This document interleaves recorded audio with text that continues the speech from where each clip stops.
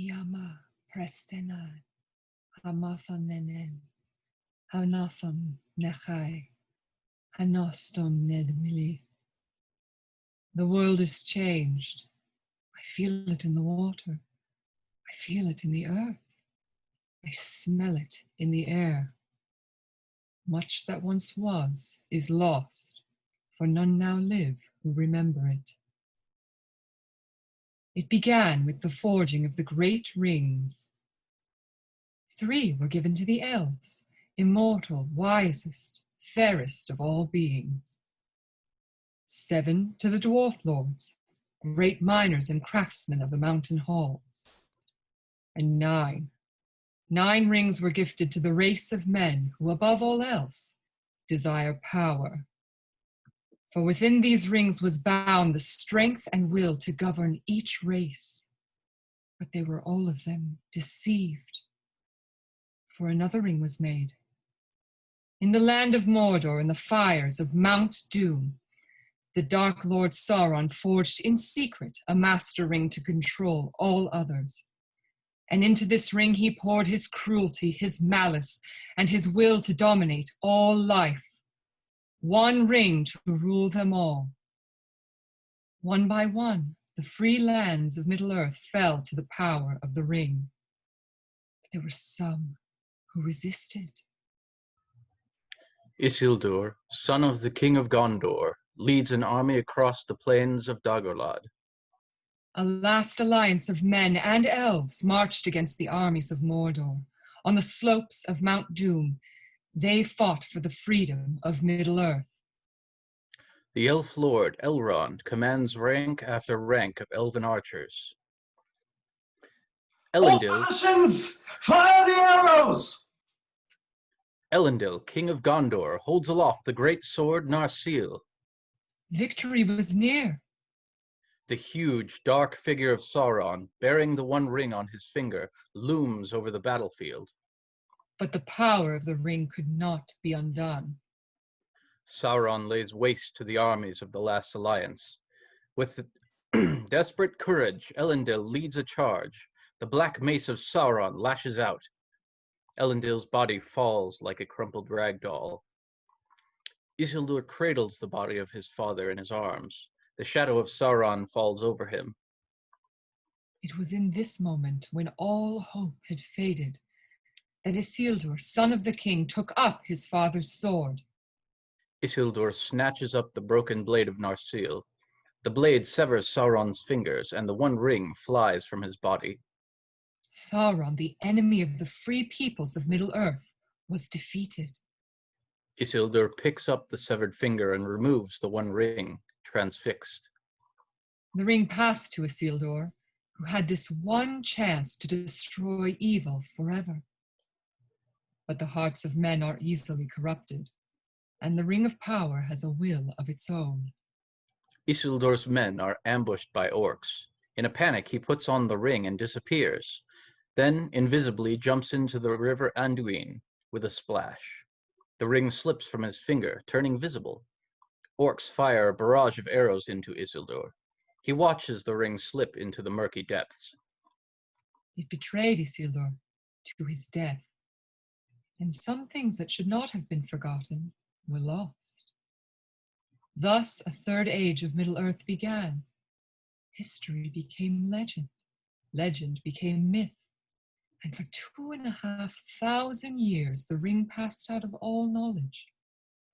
Until, when chance came, it ensnared a new bearer. A thin white hand opens to reveal the 1 ring.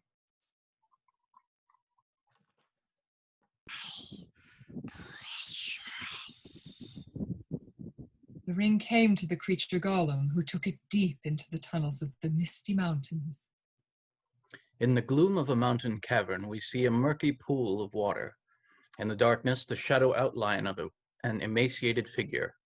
And there it consumed him. To me, my love, my precious. The ring gave to the creature Gollum unnatural long life. For 500 years it poisoned his mind, and in the gloom of Gollum's cave, it waited. Darkness crept back into the forests of the world. Rumor grew of a shadow in the east, whispers of a nameless fear. And the ring of power perceived its time had now come. It abandoned Gollum. Unseen by its keeper, the ring falls to the muddy floor of a mountain tunnel. But something happened then the ring did not intend. It was picked up by the most unlikely creature imaginable. What's this? A hobbit, Bilbo Baggins of the Shire. A ring. Lost! Lost! My precious is lost! For the time will soon come when hobbits will shape the fortunes of all. The 22nd day of September, in the year 1400, by Shire reckoning, Bag End, Bagshot Row, Hobbiton, West Farthing, the Shire, Middle Earth, the third age of this world. Interior, Bag End hallway, day. A map of Middle-earth rests on the floor with several other maps, books, scrolls, and other similar items of research. Down through the hall, we find Bag End shares this decor through its modest halls. Interior, Bag End study, day. Bilbo sits at his desk, pen in hand. There and back again. A Hobbit's Tale by Bilbo Baggins. Now, where to begin? Ah, yes. Concerning hobbits. Exterior, Hobbiton, day. The small village of Hobbiton is a quaint rustic settlement nestled amongst rolling green hills and large trees. The hobbits live in hobbit holes, neat burrows dug into the grassy hillside with round doors and cute front gardens. Hobbits have been living and farming in the four farthings of the Shire for many hundreds of years, quite content to ignore and be ignored by the world of the big folk. Middle-earth being, after all, full of strange creatures beyond count, hobbits must seem of little importance, being neither renowned as great warriors nor counted among the very wise. End montage. Interior, Bag End study, day. There is a knock at the door. Frodo! There's someone at the door! Out of Bag End, in Hobbiton, a hobbit, when faced with a decision between a kiss from his sweetheart and a muffin, chooses the muffin. In fact, it has been remarked by some that hobbits' only real passion is for food. A rather unfair observation, as we have also developed a keen interest in the brewing of ales and the smoking of pipeweed. But where our hearts truly lie is in peace and quiet and good-tilled earth. Samwise Gamgee sits in front of his house, admiring his flowers. For all hobbits share a love of things that grow. And yes, no doubt, to others our ways seem quaint, but today of all days it is brought home to me, it is no bad thing to celebrate a simple life. The hobbits raise a large banner that reads, "Happy Birthday, Bilbo Baggins." Others applaud. Interior, Bag End study, day. Another knock interrupts Bilbo. Frodo, the door! Sticklebacks, where is that boy? Exterior, Hobbiton woods, day. We see two hobbit feet resting on a small rock, rising out of the long, overgrown grasses.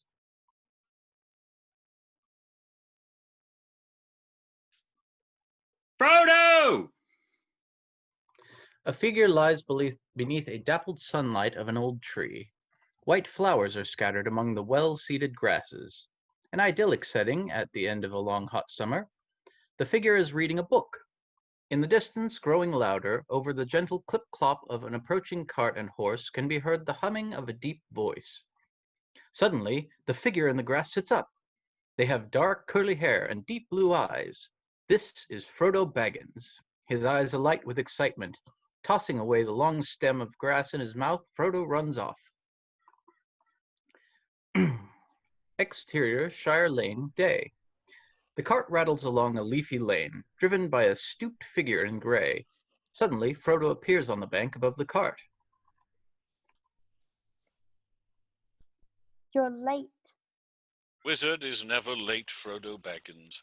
Nor is he early. He arrives precisely when he means to. Wonderful to see you, Gandalf. You didn't think I'd miss your Uncle Bilbo's birthday. What's new in the world? Tell me everything. What, everything? Far too eager and curious for a hobbit. Most unnatural. Well, what can I tell you? Life in the wide world goes on as much as it has this past age, full of its own comings and goings, scarcely even aware of the existence of hobbits, for which I am very thankful. So, how is the old rascal? I hear this is going to be a party of special significance. You know Bilbo. He's got the whole place in an uproar. Well, that should please him. Half the Shire's been invited, and the rest of them are turning up anyway.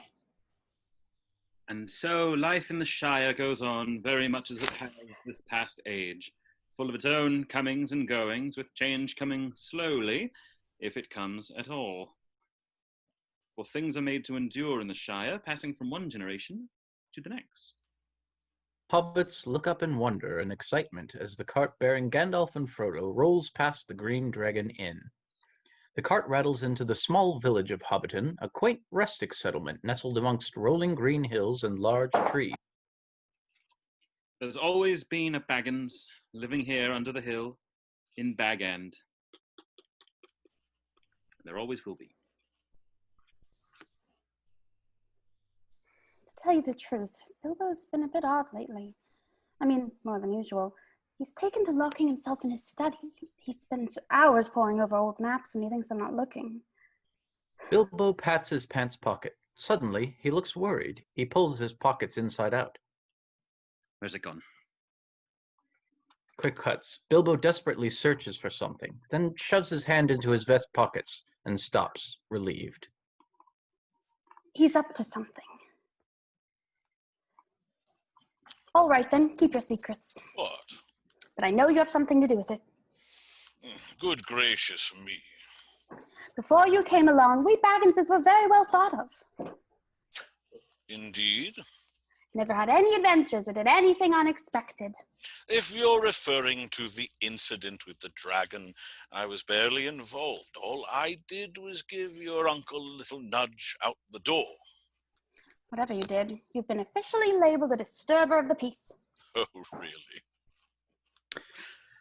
Odo Proudfoot looks up as the cart passes by, deeply suspicious. Excited children chase after the cart. Gandalf ignores the children's cries. The children stand deflated, watching Gandalf disappear up the lane. But at that moment, spinning balls of bright light colors suddenly leap out of the cart, fizzing over the heads of the delighted children. Gandalf, I'm glad you're back. So am I, dear boy. So am I. Exterior, Bag End, day. Gandalf's cart pulls up outside of the gate to Bag End, a particularly fine example of a hobbit hole, with a large round front door set into a grassy hillside. There's a sign on the gate which reads, "No admittance except on party business." Gandalf strides up the garden path of Bag End. He raises his staff and raps on the front door. No, thank you. We don't want any more visitors, well-wishers, or distant relations. And what about very old friends? Gandalf. Bilbo Baggins. My dear Gandalf. Good to see you. 111 years old. Who would believe it? You haven't aged a day. Come on, come in. Welcome, welcome. Bilbo leads Gandalf into Bag End. Cozy and cluttered with souvenirs of Bilbo's travels, Gandalf has to stoop low to avoid hitting his head on the low ceiling. Tea? Or something a little stronger? I've got a few bottles of something. Bilbo disappears into the kitchen as Gandalf looks around, enjoying the familiarity of Bag End. He turns, knocking his head on the light, and then walking into the flame.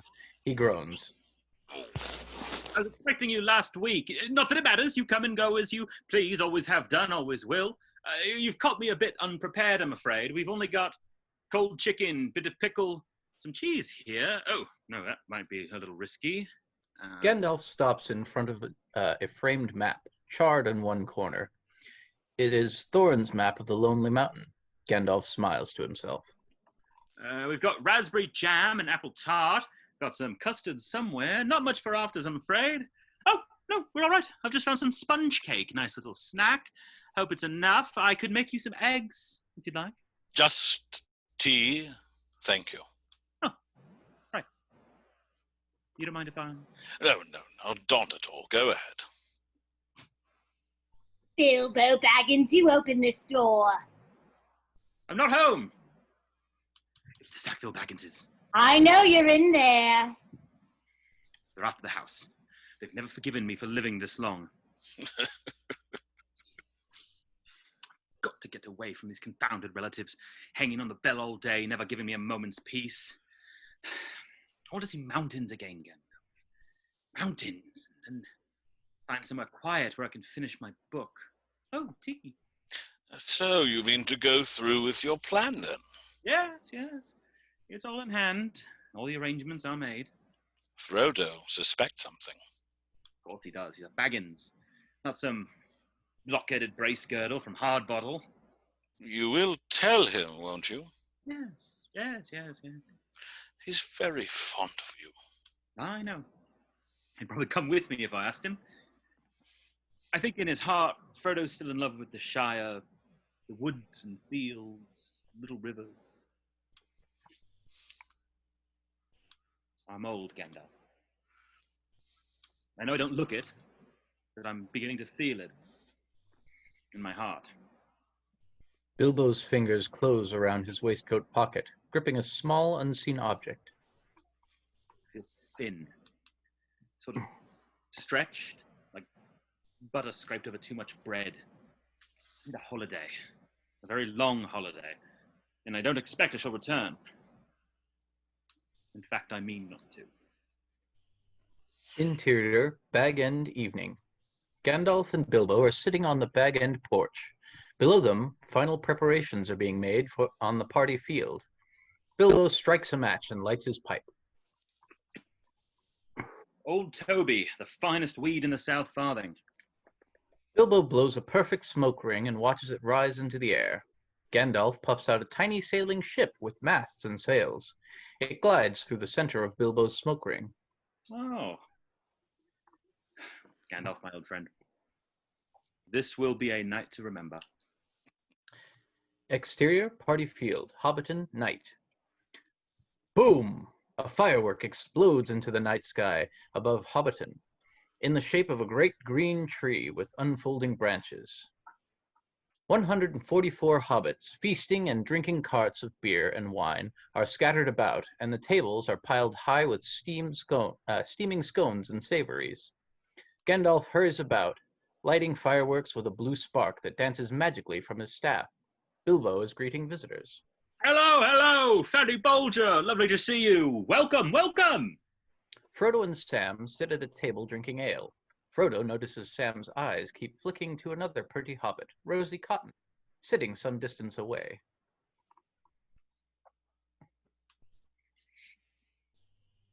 Go on, Sam. Ask Rosie for a dance. I think I'll just have myself another ale.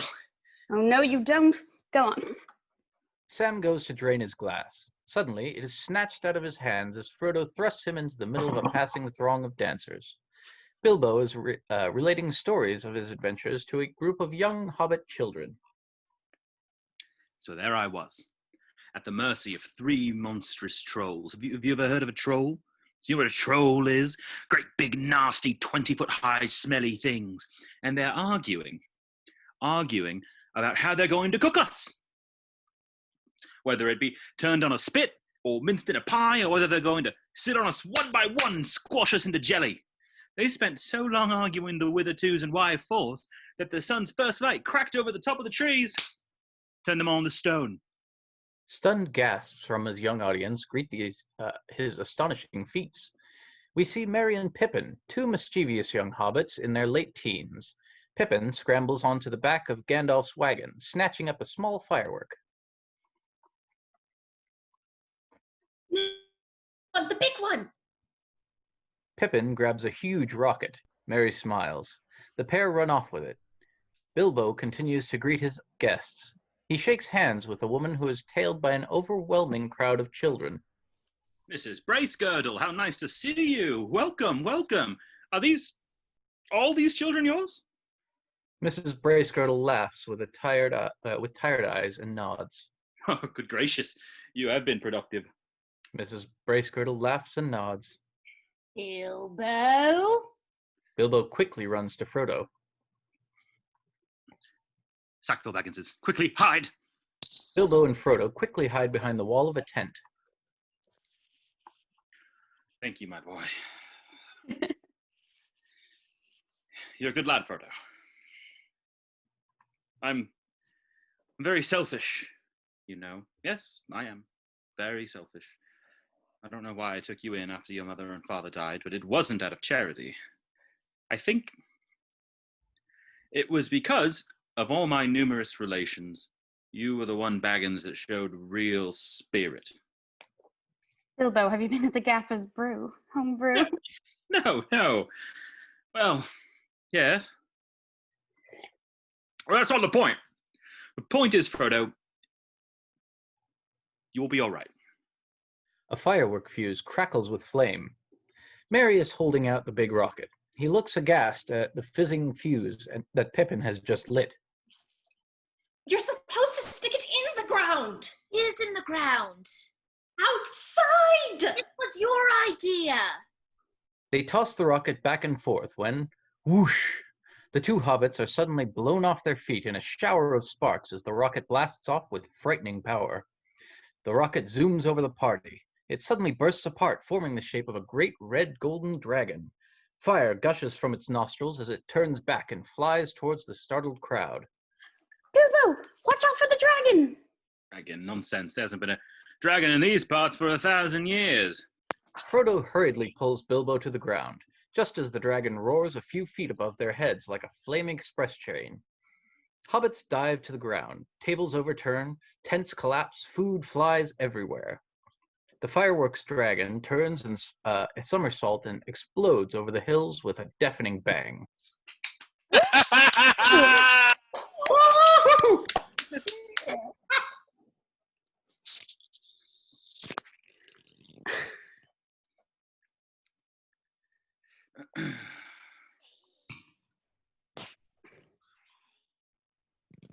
That was good. That is good. Let's get another one. Merry Doc Brandy Buck and Peregrine Took. I might have known. Merry and Pippin are leaning over a barrel, washing dishes in soapy water, with Gandalf sitting nearby. Bilbo steps on a stool.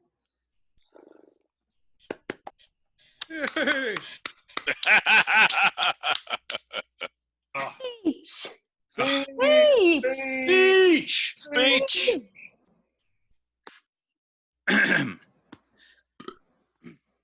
My dear Bagginses and Boffins, Tooks and Brandy Bucks, Grubs, Chubs, Burrowses, Hornblowers, Bolgers, Bracegirdles, Good Bodies, Brockhouses, and Proudfoots. Proudfoots. Also, my good Sackville Bagginses that I welcome back at last to Bag End. Today is my 111th birthday. I am 111 today.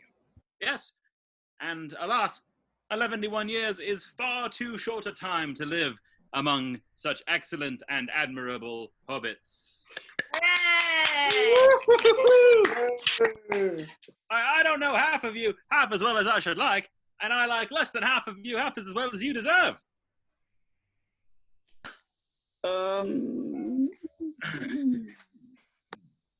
I have things to do, and I have put this off for far too long. I regret to announce this is the end. I'm going now. I bid you all a very fond farewell. Goodbye.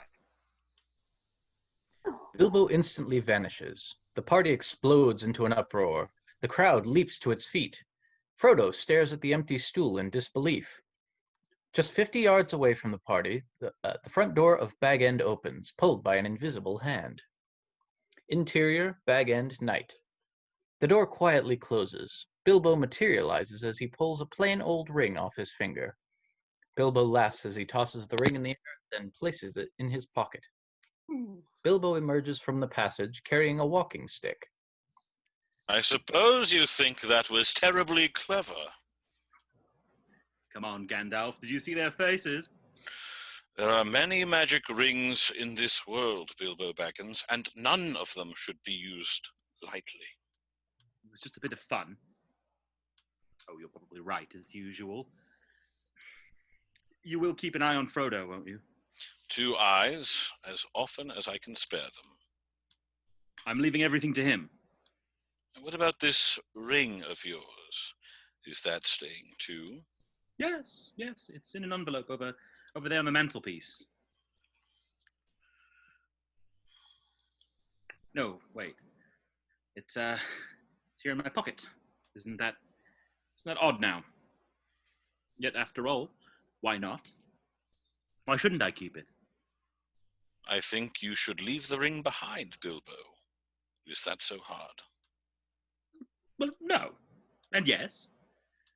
Now it comes to it, I don't feel like parting with it. It's mine. I found it. It came to me. There's no need to get angry. Well, if I'm angry, it's your fault. It's mine. My own. My precious. Precious? It's been called that before, but not by you. What business is it of yours what I do with my own things?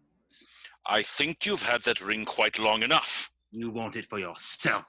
Bilbo Baggins! Do not take me for some conjurer of cheap tricks. I am not trying to rob you. I'm trying to help you. Sobbing, Bilbo runs to Gandalf and hugs him. All your long years we've been friends. Trust me as you once did. Let it go. You're right, Gandalf. The ring must go to Frodo. Bilbo lifts his knapsack and heads for the front door. Wait. The road is long. Yes, it is time. Bilbo. The ring is still in your pocket. Oh. Yes. Bilbo pulls out the ring. He stares at it in his palm. With all his willpower, Bilbo allows the ring to slowly slide off his palm and drop to the floor. The tiny ring lands with a heavy thud on the wooden floor. Exterior, Bag End, night. Bilbo staggers out of Bag End. He braces himself in the night air, pale and trembling, as if his loss of the ring has weakened him. Gandalf steps up behind. I've thought of an ending for my book. And he lived happily ever after to the end of his days. I'm sure you will, my dear friend. Goodbye, Gandalf. Goodbye, Bilbo. Bilbo walks away from Bag End, disappearing into the night, softly singing, "The road goes on and on." Until our next meeting. Interior, Bag End living room, night. Inside Bag End, the ring sits glinting on the floor. Gandalf circles around it, a puzzled look on his face. Gandalf slowly reaches for the ring. His fingers barely touch the ring, and shivers go down his spine. Gandalf is sitting in front of the fire, with his pipe staring into the flickering flames. It's mine, my own, my precious. It's in the dark. Bilbo! Bilbo!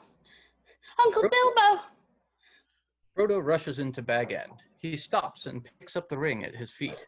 Gandalf continues staring into the fire as if locked in thought. My precious. My precious.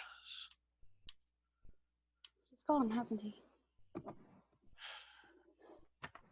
He talked for so long about leaving. Didn't think he'd really do it. My own. Gandalf? Gandalf turns, his eyes locking onto the ring in Frodo's fingers. Bilbo's ring. He's gone to stay with the elves. He's left you Bag End,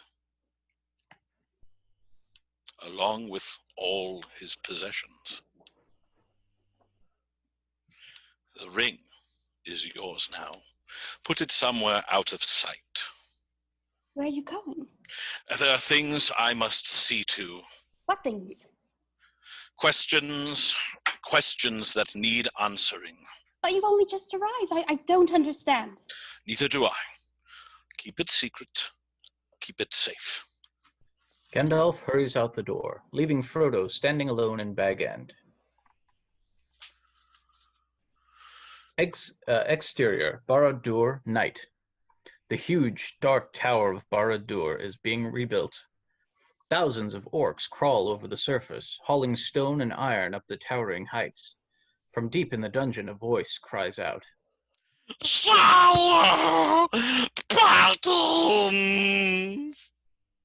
9 black riders burst out of the fortress at Minas Morgul and charge into the wilderness. Elsewhere, a lone horseman gallops to the crest of a hill on the west road, the main highway south to Minas Tirith. He looks towards the Sawtooth Mountains of Mordor. Mount Doom, a huge, billowy cloud of black filth, grows and spreads across the red-streaked sky, casting a shadowy pall over the nightmarish landscape. Seeping out across the blood-red sky. The rider is Gandalf, his face grave. He spurs his horse on. Gandalf reaches his destination and makes his way down into the depths of the citadel of Minas Tirith. Gandalf searches ancient scrolls and books placed high on a wooden table. His eyes settle on one old parchment. The year 3434 of the Second Age. Here follows the account of Isildur, High King of Gondor, and the finding of the Ring of Power. It has come to me, the Ring of Power. It shall be an heirloom of my kingdom. All who follow in my bloodline shall be bound to its fate. For I will risk no hurt to the ring. It is precious to me, though I buy it with great pain. The marking on the band begins to fade. The writing, which at first was as clear as red flame, has all but disappeared. A secret now that only fire can tell. Exterior, Hobbit farmhouse, evening. Farmer Maggot is chopping wood in his garden. The shadow of a black rider looms over a hobbit house. Terrified, Farmer Maggot cowers in his doorway. Fangs, his dog, whimpers and backs away.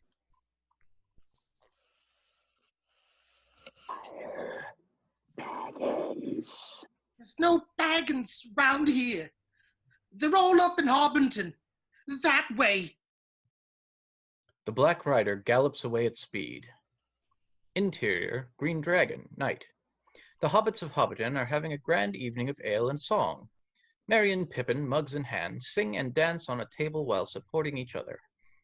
Frodo retrieves more mugs of ale from the bar and dances around the tavern.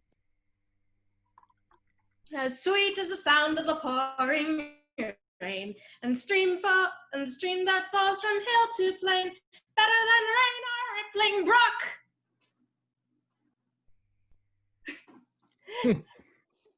A mug of beer inside Is this a mug of Pippin. Daddy Two-Foot, Ted Sandyman, and Sam's father, Gamgee, a.k.a. the Gaffer, involve themselves in a most serious discussion. Sam sits quietly next to his father.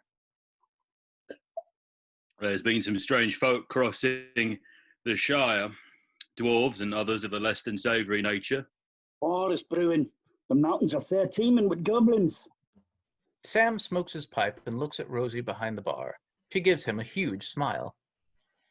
Far-off tales and children's stories, that's all that is. You're beginning to sound like that old Bilbo Baggins cracked he was. Young Mr. Frodo here, he's cracking.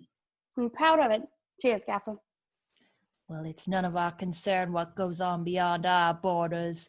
Keep your nose out of trouble and no trouble will come to you. Frodo smiles and raises his tankard. Later, Rosie Cotton bids the last of the patrons good night. Sam meets her eyes for a moment as he and Frodo leave the inn.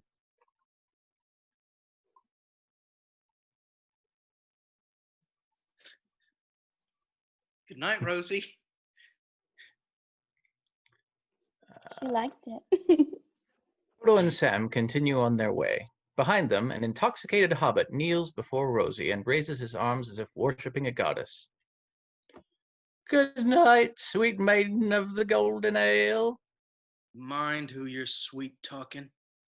Don't worry, Sam. Rosie knows an idiot when she sees one. Does she? Exterior, Bag End, night. Frodo farewells Sam outside Bag End and heads towards the front door. Interior, Bag End living room, night. Frodo enters Bag End. He immediately pauses, sensing that something is amiss. All is quiet. Frodo peers uneasily into the darkened living room.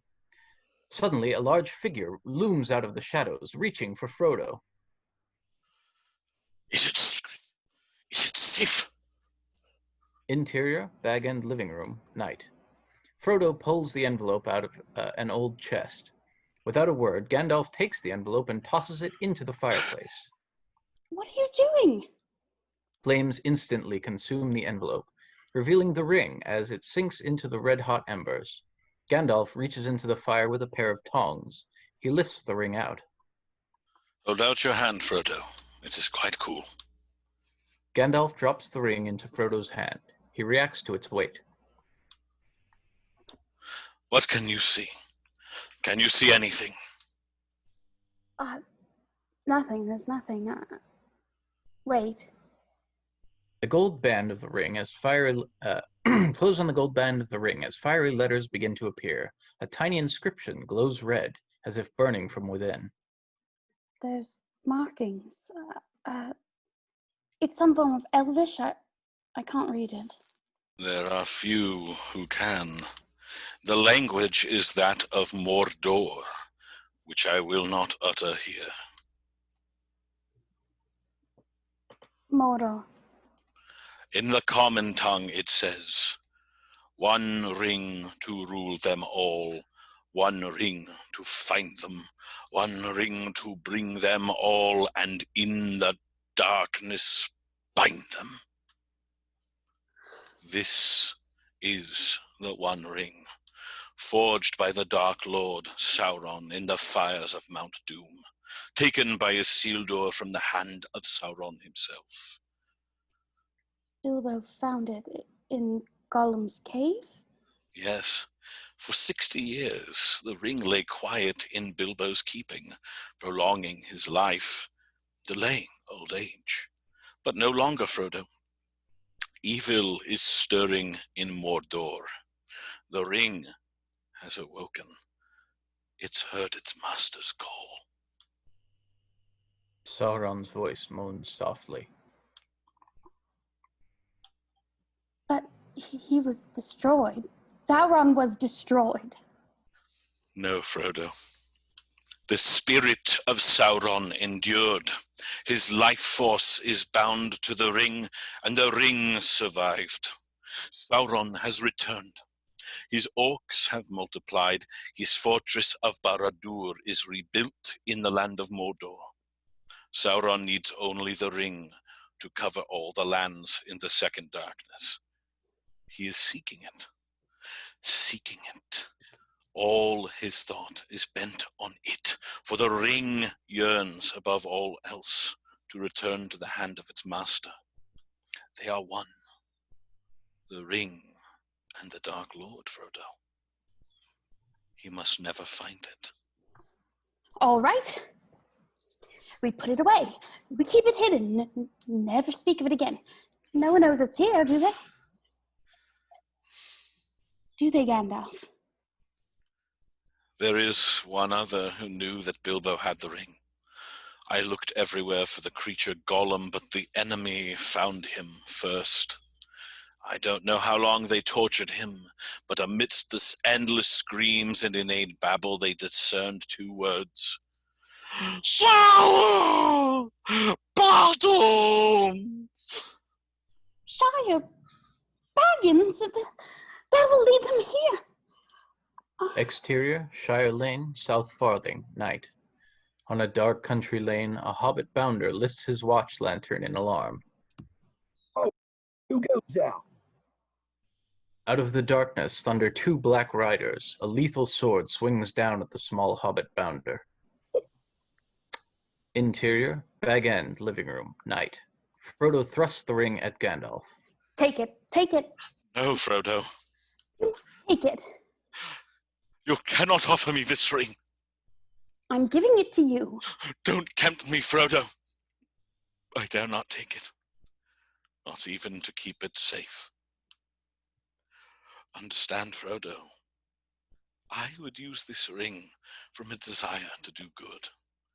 But through me, it would wield a power too great and terrible to imagine.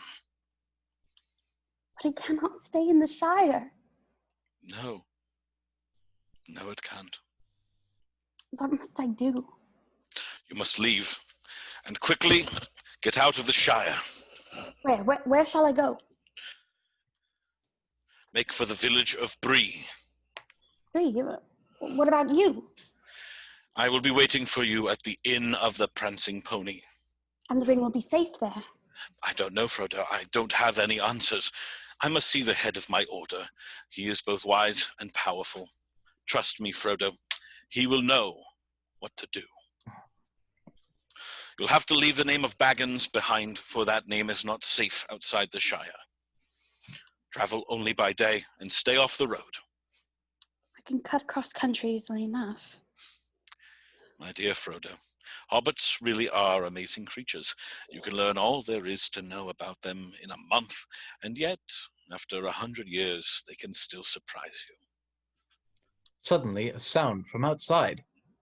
Get down. Gandalf freezes. He moves quickly toward the window, eyes wide with tension. He raises his staff above the window and slams it down on the intruder. There is a yelp of pain. Gandalf hauls a small figure into the room. Sam Gamgee sprawls across the floor.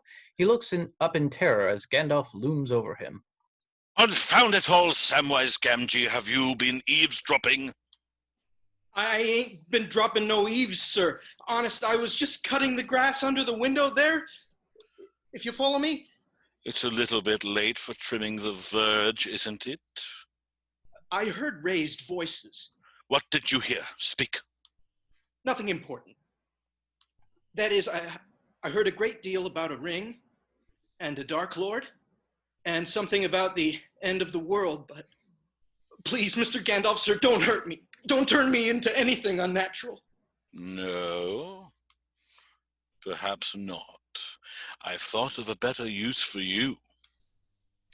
Hobbiton is shrouded in a white veil of mist before dawn. Come along, Samwise, keep up. Gandalf leads Frodo and Sam under the cover of woods. Be careful, both of you. The enemy has many spies in his service, many ways of hearing. Birds, beasts. Is it safe? Never put it on, for the agents of the Dark Lord will be drawn to its power. Always remember, Frodo, the ring is trying to get back to its master. It wants to be found. Gandalf wheels his horse and gallops away. Exterior, Green Hill country, day. Frodo and Sam hike over the gentle Shire countryside, wading through a shallow stream, pass by the quaint hollows of hobbit holes, heating a kettle over a small fire, clambering over stone walls. Exterior, Greenhill country, afternoon. Sam stops short, taking stock of his surroundings. Sam looks back from where they came. This is it? This is what? If I take one more step, it'll be the farthest away from home I've ever been. Come on, Sam. Remember what Bilbo used to say. It's a dangerous business. Frodo and Sam continue their journey. The dangerous business, Frodo, going out your door. You step onto the road, and if you don't keep your feet, there's no knowing where you might be swept off to. Exterior, Hobbiton Woods, night. Sam cooks a dinner while Frodo relaxes in a tree, smoking his pipe. Suddenly, Frodo turns his head, listening. Singing. High, sweet voices sing in a strange language. Angle on Frodo, looking at Sam with a delighted smile. What else? A group of elves pass slowly through the forest, some on horseback, some walking, some with banners. The group seems to shine of its own light, their white garments softly glowing against the purples and midnight blues of the woods. They're going to the harbor beyond the White Towers, to the Grey Havens. They're leaving Middle-earth. Never to return. I don't know why.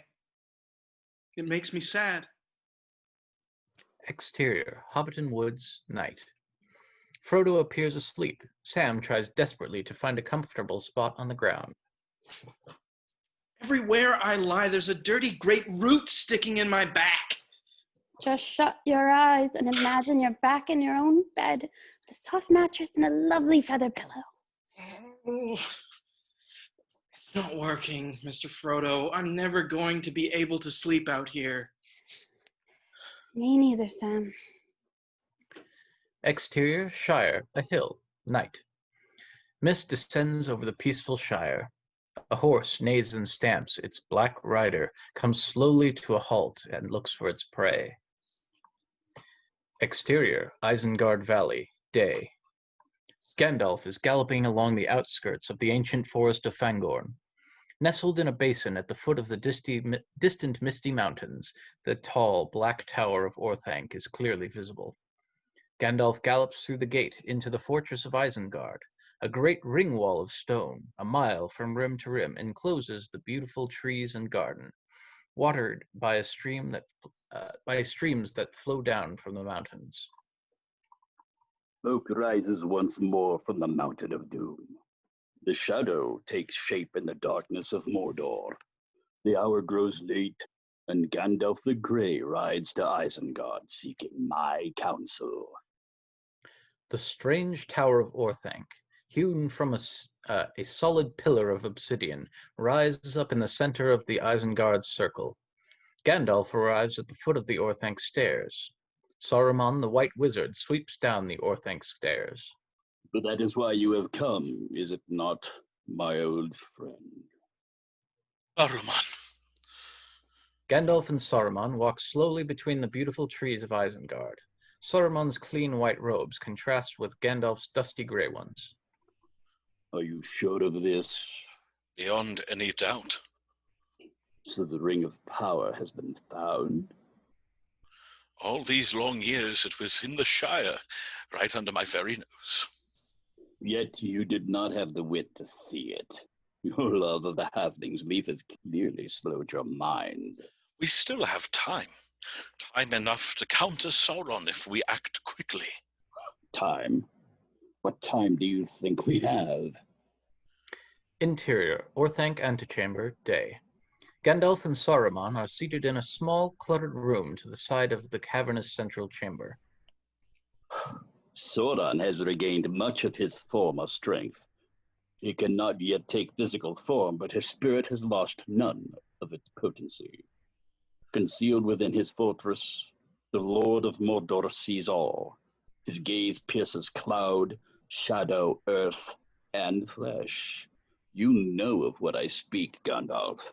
A great eye, lidless, wreathed in flame. The Eye of Sauron. He is gathering all evil to him. Very soon, he will have summoned an army great enough to launch an assault on Middle-earth. You know this. How? I have seen it. Gandalf and Saruman stride through Orthanc toward a stone plinth, on which a sphere-like shape is draped with a cloth. A palantir is a dangerous tool, Saruman. Saruman lifts the cloth to reveal the palantir. Why? Why should we fear to use it? They are not all accounted for, the lost-seeing stones. We do not know who else may be watching. Gandalf throws the cloth back over the palantir. A fiery eye appears in Gandalf's mind. Sauron sits on his throne. The hour is later than you think. Sauron's forces are already moving. The Nine have left Minas Morgul. The Nine? They crossed the River Isen on Midsummer's Eve, disguised as riders in black. They have reached the Shire. They will find the ring and kill the one who carries it. Gandalf backs away and turns to run to the door, horrified as the door slams shut.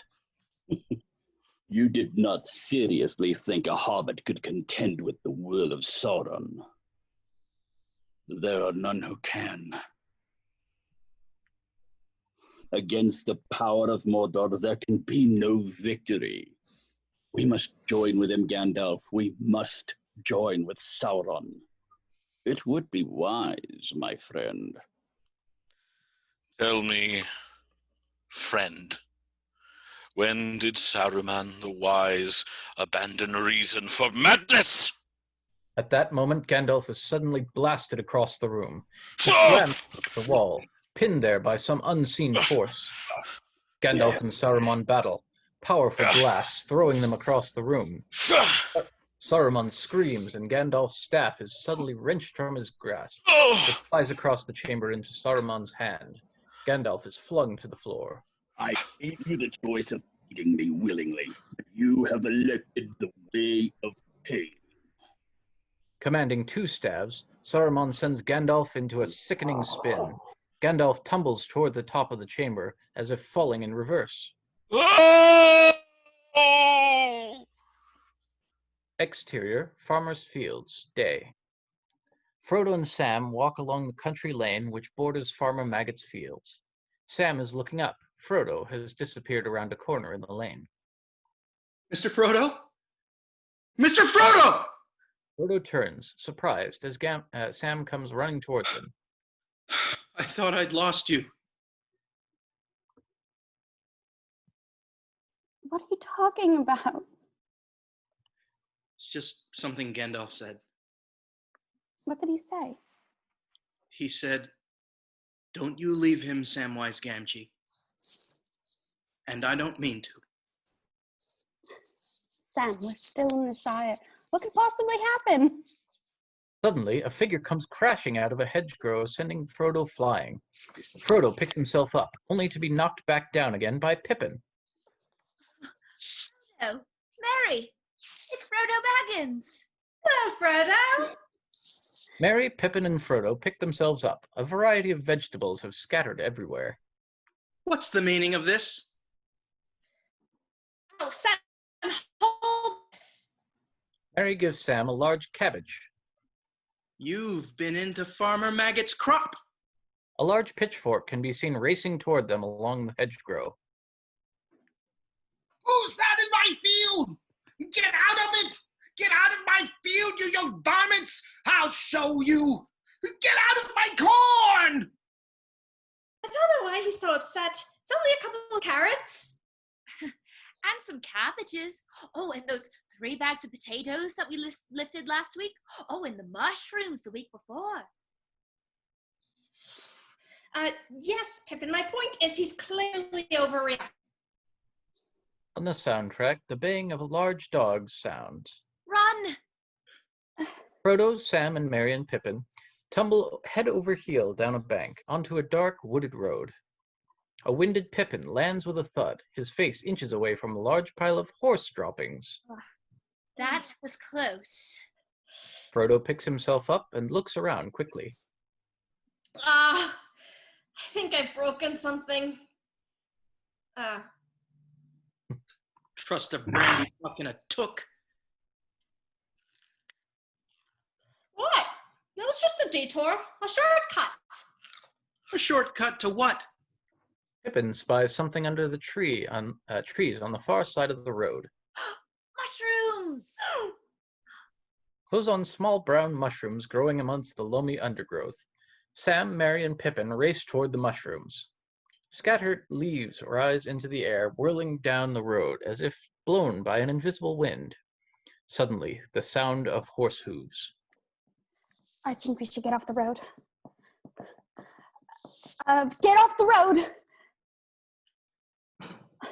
Sam grabs Merry and Pippin as the hobbits quickly scramble down the bank, hiding under a mossy log. The sound of hooves is close. A sinister, mounted ring wraith steps into view, hooded and faceless, mounted on a huge, snarling black horse with insane eyes. The ring wraith pauses right beside their hiding place. He sits very still with head bowed, listening. From the inside the hood comes a sniffing noise, as if he is trying to catch the elusive scent.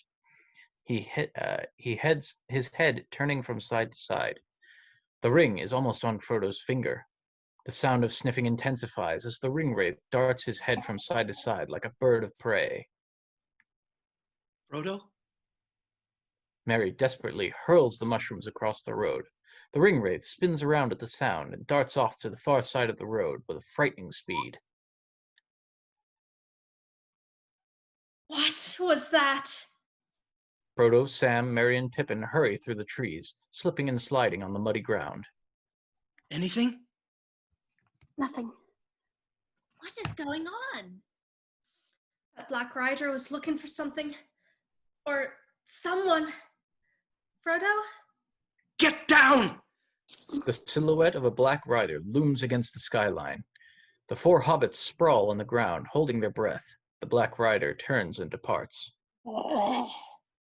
Leave the Shire. Sam and I must get the Bree. Right. Buckleberry Fairy, follow me.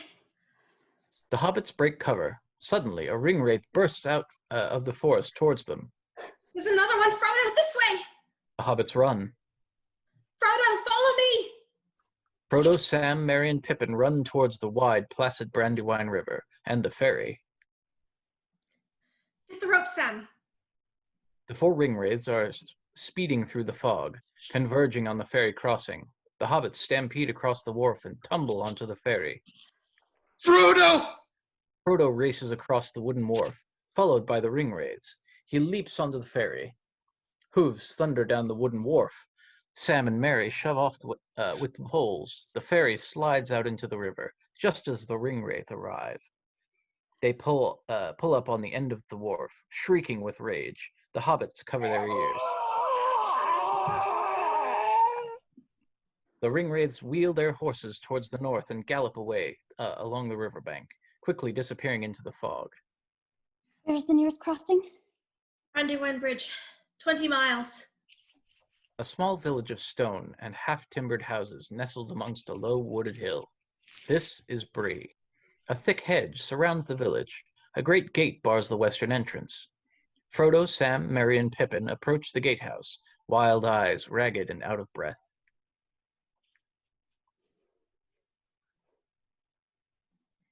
A surly gatekeeper, Old Harry, glances down at them. What do you want?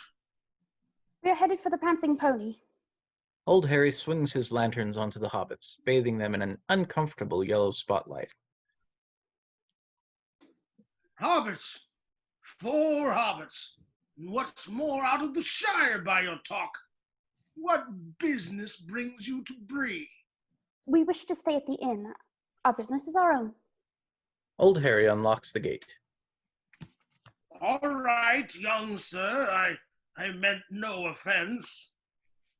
The hobbits gratefully enter Bree. 'Tis Old Harry's job to ask questions after nightfall. There's talk of strange folk abroad. Can't be too careful. Exterior, Bree streets, night. The tall Bree folk loom over the nervous little hobbits as Frodo, Sam, Merry, and Pippin make their way through the narrow streets. Tall buildings tower above them. Light glows dimly from behind thick curtains. We see the sign of a local tavern, the Prancing Pony Inn. Frodo, Sam, Merry, and Pippin hurry toward it.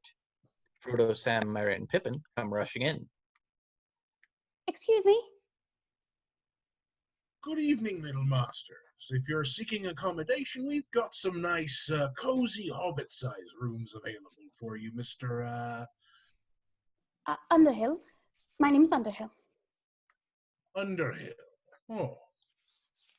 We're friends of Gandalf the Grey. Can you tell him we've arrived? Gandalf? Gandalf? Oh, yes, I remember. An elderly chap, a big grey beard, pointy hat. I've not seen him in about 6 months. What do we do now? The noisy, smoky inn is dimly lit, chiefly from the blazing log fire, and crowded with a mixture of big folk, local hobbits, and a couple dwarves. Frodo, Sam, Merry, and Pippin are sitting at a table against the wall, clearly trying to remain quiet and inconspicuous. Sam can't help himself. He keeps casting nervous glances around. Sam, he'll be here. He'll come. Merry plunks himself down at the table, carrying a very large mug of beer. What's that? This, my friend, is a pint. It comes in pints? I'm getting one. You've got a whole half already. A couple of swarthy men leaning against the bar glance at Frodo, then quickly look away. That fellow's done nothing but stare at you since we arrived. Sam indicates a brooding stranger who sits alone at a table in the far corner, smoking a curiously carved long-stemmed pipe, peering from beneath a travel-stained cowl with gleaming eyes. Frodo gestures to Butterbur. Excuse me, that man in the corner, who is he? Oh, he's one of them rangers. Dangerous folk they are, wandering the wilds. What his right name is, I never heard, but round here, he's known as Strider. Strider.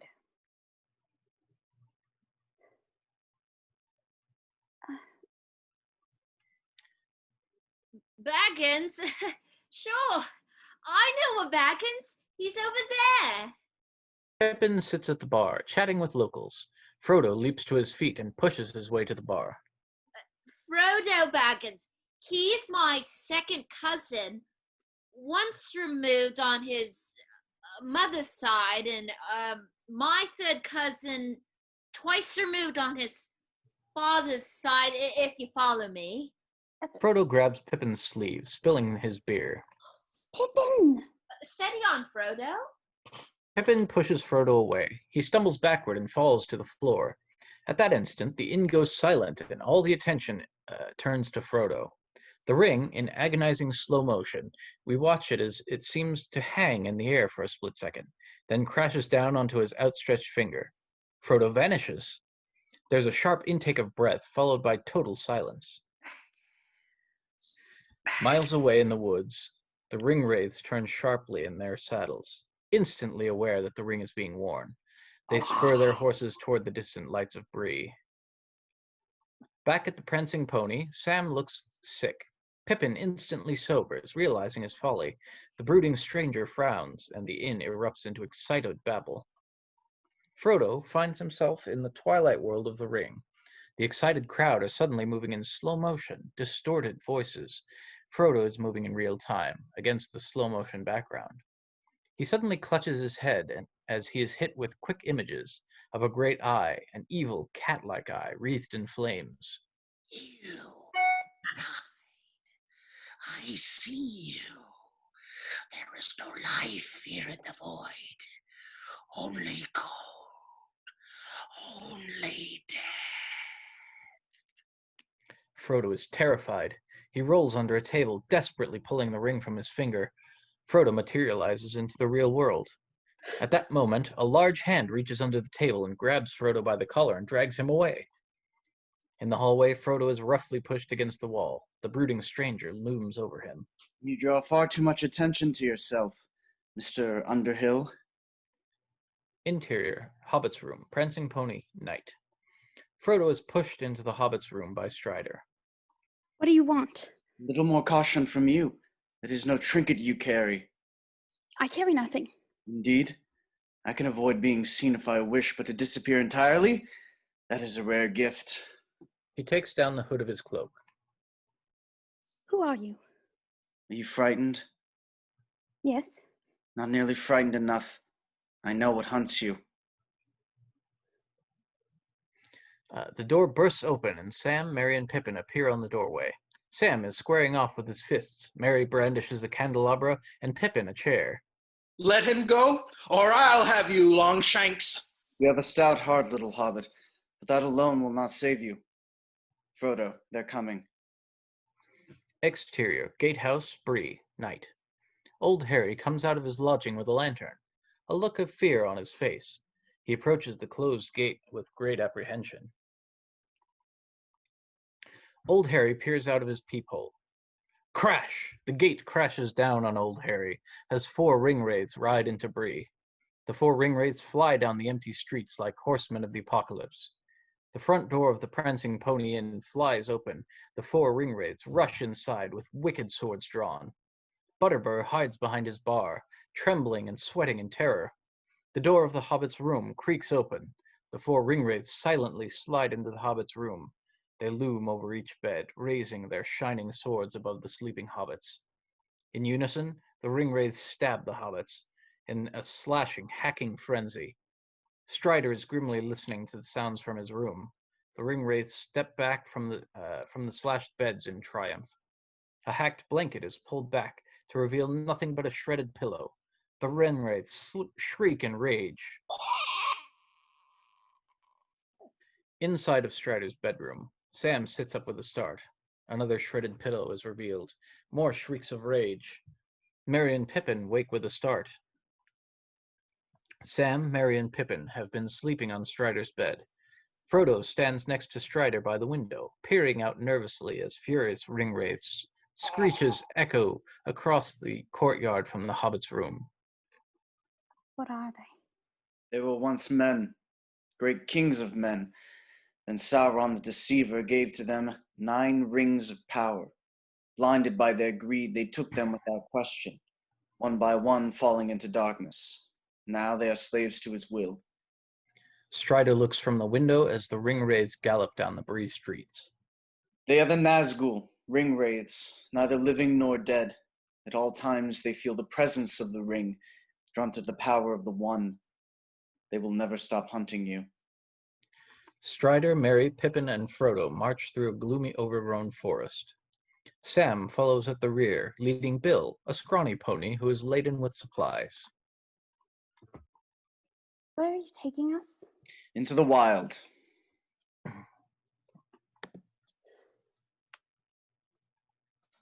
do we know the Strider is a friend of Gandalf's? I think a servant of the enemy would look fairer and feel fouler. It's foul enough. We have no choice but to trust him. But where is he leading us? To Rivendell, Master Gamgee, to the House of Elrond. Did you hear that, Bill?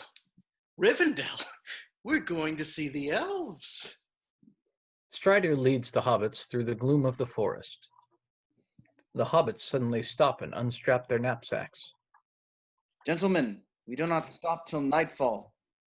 What about breakfast? You've already had it. We've had one, yes, but what about second breakfast? I don't think he knows about second breakfast, Pip. What about elevensies? Luncheon? Afternoon tea? Dinner? He knows about them, doesn't he? I wouldn't count on it. An apple is thrown to Merry, who deftly catches it. Another, aimed at Pippin, catches him on the forehead. Ugh, Pippin. Ugh. The hobbits trudge through rain, looking tired, hungry, and miserable. Aragorn, Frodo, Sam, Bill, Merry, and Pippin struggle through a dense swampland. Bugs form around them.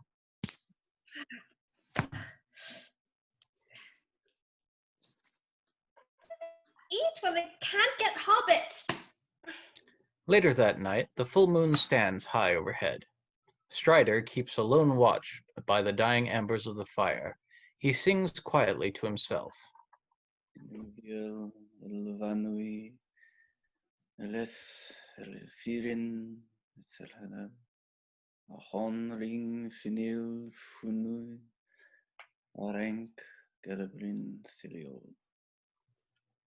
Frodo awakens, hearing Strider's song. Who is she? This woman you sing of? She's the Lady of Luthien, the elf maiden who gave her love to Beren, a mortal. What happened to her? She died. Get some sleep, Frodo. Strider turns back to his vigil and looks up at the moon. His eyes are brimming with tears. Far away in the Tower of Orthanc, Saruman stands over the Palantir, his hands cupping the massive eye. The power of Isengard is at your command, Sauron, Lord of the Earth. Build me an army worthy of Mordor. Saruman is seated as his orc overseer approaches. What orders from Mordor, my lord? What does the Eye command? We have work to do. Gandalf is lying unconsciously on a cold obsidian floor. He wakes to the sound of ripping and tearing, rising onto his knee, lifting his head. The once beautiful gardens surrounding Orthanc are now pitted wasteland. From cavernous pits, orc chants are intermingled with the sound of industry.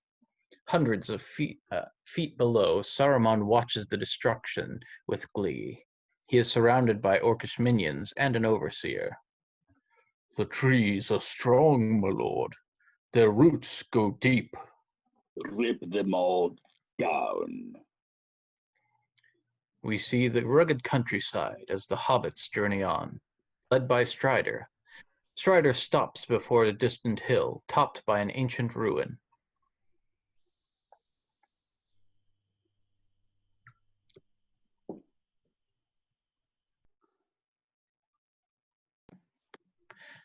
This was Exterior. the watchtower of Amon-Sul. We shall rest here tonight. Exterior. Weathertop, hollow, dusk. Frodo, Merry, and Pippin collapse into a small hollow, halfway up Weathertop. They are muddy and exhausted. Strider drops 4 swords at the hobbit's feet. These are for you. Keep them close. I'm going to have a look around. Stay here. Frodo awakens and suddenly sits up, sniffing the air. Sam, Merry, Pippin, and Pippin are huddled over a small fire. Sausages and bacon sizzle in a hot frying pan. What are you doing? Tomatoes, sausages, crusty bacon. We saved some for you, Mr. Frodo. Put it out, you fools! Put it out! Oh, that's nice. Ash on my tomatoes. A sudden shriek. 5 ringwraiths on foot, running up the steps, steep slope unnaturally fast. Go! Frodo, Sam, Merry, and Pippin clamber desperately towards the summit, clutching their swords.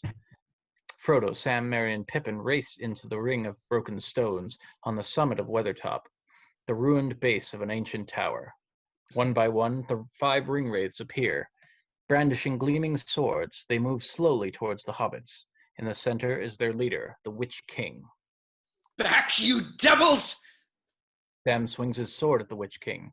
The Witch King lashes out with his fist, sending Sam flying. The ringwraiths close on Frodo. A venomous whisper dances in his head. Frodo shuts his eyes and staggers back, desperately resisting the wraith's whisperings. His hand goes to his pocket and pulls out the ring. The 5 wraiths utter a chilling screech of excitement. Frodo is unable to resist any longer, falls to his knees and slips on the one ring. He disappears. No! Frodo finds himself in the weird twilight world. He looks upon the ringwraiths, now visible in their true appearance. 5 ghouls dressed in long gray robes with white hair and pallid, ruthless faces. The Witch King extends a haggard hand toward Frodo, reaching for the ring on his finger. The Witch King snarls and springs forward. He stabs at Frodo with a wicked dagger. Frodo winces as the tip of the dagger sinks into his shoulder. Suddenly, Strider charges the ringwraiths, wielding his sword in one hand, a flaming torch in the other. He moves in slow motion, visible through the sea of mist. With draining strength, Frodo manages to pull the ring off his finger, appearing back in the real world. Sam rushes over to him. Frodo! Another ringwraith is burning and screaming. Others screech fearfully at the flames, turn and flee from the Weathertop summit. Mr. Frodo! Strider kneels before Frodo. He snatches up the Witch King's dagger from the ground, staring gravely at the long, thin blade. Help him, Strider! He's been stabbed by a Morgul blade. The Morgul blade suddenly melts, vanishing into the air like smoke. Strider throws the hilt down in disgust. Do something. This is beyond my skill to heal. He needs elvish medicine. Strider lifts Frodo onto his shoulders. Strider is jogging grimly, carrying an ailing Frodo on his back. Sam, Merry, and Pippin are running to keep up. The hobbits are carrying flaming torches for protection. Hurry! We are 6 days from Rivendell. Hold on, Frodo. We'll never make it. Gandalf. Gandalf. Gandalf watches the destruction of the trees from the summit of Orthanc. As if by divine grace, a tiny moth flutters against the winds of the furnace and bellows in orcish workshops below and reaches Gandalf. He snatches it from the air and holds it close, whispering in a foreign tongue. The moth listens, then flitters away into the night. Hundreds of feet below, orcs feed trees into furnaces, fueling their war machine. Saruman strides amongst them. He watches the birth of a newborn Uruk-hai, Lurtz, who stands tall before his new master. Exterior, Trollshaw Forest clearing, night. Close on Frodo, his eyes flicker open, clouded, red-rimmed, his brow beaded with sweat. Frodo's point of view, 3 large stone trolls sit in the clearing. Sam pops his head in front of Frodo. Look, Frodo. It's Mr. Bilbo's trolls. Mr. Frodo? He's getting cold. Is he going to die? He is passing into the shadow world. He'll soon become a wraith like them. A distant cry of a ringwraith carries through the air. We're close. Frodo gasps in sudden pain. Sam, do you know the Athelis plant? Athelis? The kingsfoil. Kingsfoil? Aye, it's a weed. It may help to slow the poisoning. Hurry. Sam and Strider desperately search the dark forest floor for the Athelis plant. We see a small, white-flowered plant. Strider drops to one knee, carefully pulling it from the ground. Suddenly, Strider freezes as a sword blade touches his neck. What is this? A ranger cut off his guard. Strider slowly looks up. Frodo is breathing hard, desperately ill. A shimmering figure in white leaps off a horse. He sees an ethereal vision of Arwen as she appears on the other side. Frodo, I'm Arwen, Tellin that dead. I have come here to help you. Hear my voice. Return to the light. Who is she? Frodo. She's an elf. Arwen now appears in her earthbound form, a young elven woman with tousled hair, dressed in mud-splattered riding clothes. He's fading. He's not going to last. We must get him to my father. Strider quickly lifts Frodo, placing him on the horse. Where are you taking him? I've been looking for you for 2 days. There are 5 wraiths behind you. Where the other 4 are, I do not know. Stay with the hobbits. I will send horses for you. I am the faster rider. I'll take him. Strider clamps his hand over Arwen's. The road is too dangerous. If I can get across the river, the power of my people will protect him. I do not fear them. As you wish. Arwen mounts her horse, Asphaloth. Arwen, ride hard. Don't look back. Arwen looks down at Strider as he supports Frodo with one hand. Noro lim Asphaloth. Noro lim. Ride fast. What are you doing? Those wraiths are still out there. Asphaloth springs away, bearing Arwen and Frodo into the night. Arwen speeds through the forest from the back of the white horse. By morning, Arwen's white horse emerges from the trees and gallops across the open land as the sun rises. Asphaloth charges through a pine forest. Suddenly, 2 galloping ringwraiths emerge from the trees behind. Arwen grits her teeth, urges the white horse to greater speed. The white horse speeds out of the pine trees. The 4 ringwraiths close behind. More ringwraiths join from different directions. A total of 9 ringwraiths now pursuing Frodo and Arwen. Exterior, Ford of Bruinen, day. Without hesitation, the white horse leaps into the shallow water and thunders across the ford. The 9 ringwraiths pull up short of the ford, clearly nervous of the water. The white horse reaches the other side. Arwen pulls up and turns to defiantly face the ringwraiths from across the ford. Give up the halfling, she-elf. She draws her sword. If you want him, come and claim him. The Witch King screeches angrily, drawing his sword, and leads the ringwraiths across the ford. The water starts flowing faster. A distant rumble can be heard. Arwen waits until they are halfway across. She suddenly stands in the saddle, arms raised. Nin o chithaglir, lasto bethdar, rimon in brunin, dan in ular. Nin o chithaglir, lasto bethdar, rimon in brunin, dan in ular. The ground suddenly trembles. A mighty roar fills the air. Frodo looks up weakly to see a vast torrent of water flooding down the river towards the ford, as if a dam has burst. The foaming water seems to form the shape of dancing white horses with frothing manes. The ringwraiths scream in terror as they are swallowed up in the deluge. Their piercing cries are drowned in the roaring of the river as it carries them away. Frodo loses consciousness. No, Frodo, don't give in. Not now. Arwen gathers the small hobbit in her arms, feeling his life slip away. What grace is given me, let it pass to him.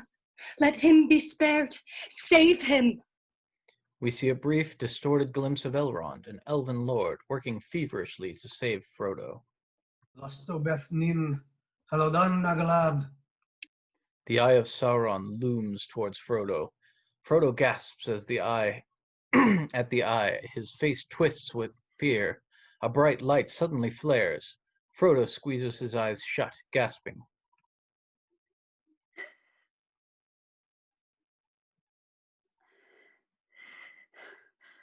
Where am I? You are in the house of Elrond, and it is 10 o'clock in the morning on October the 24th, if you want to know. Frodo is lying in bed next to an open window. Dappled sunlight plays on richly carved timbers. The sound of a nearby waterfall drifts through the vista of fir trees. Gandalf! Yes, I'm here, and you're lucky to be here too. A few more hours and you would have been beyond our aid. But you have some strength in you, my dear hobbit. What happened, Gandalf? Why didn't you meet us? I am sorry, Frodo.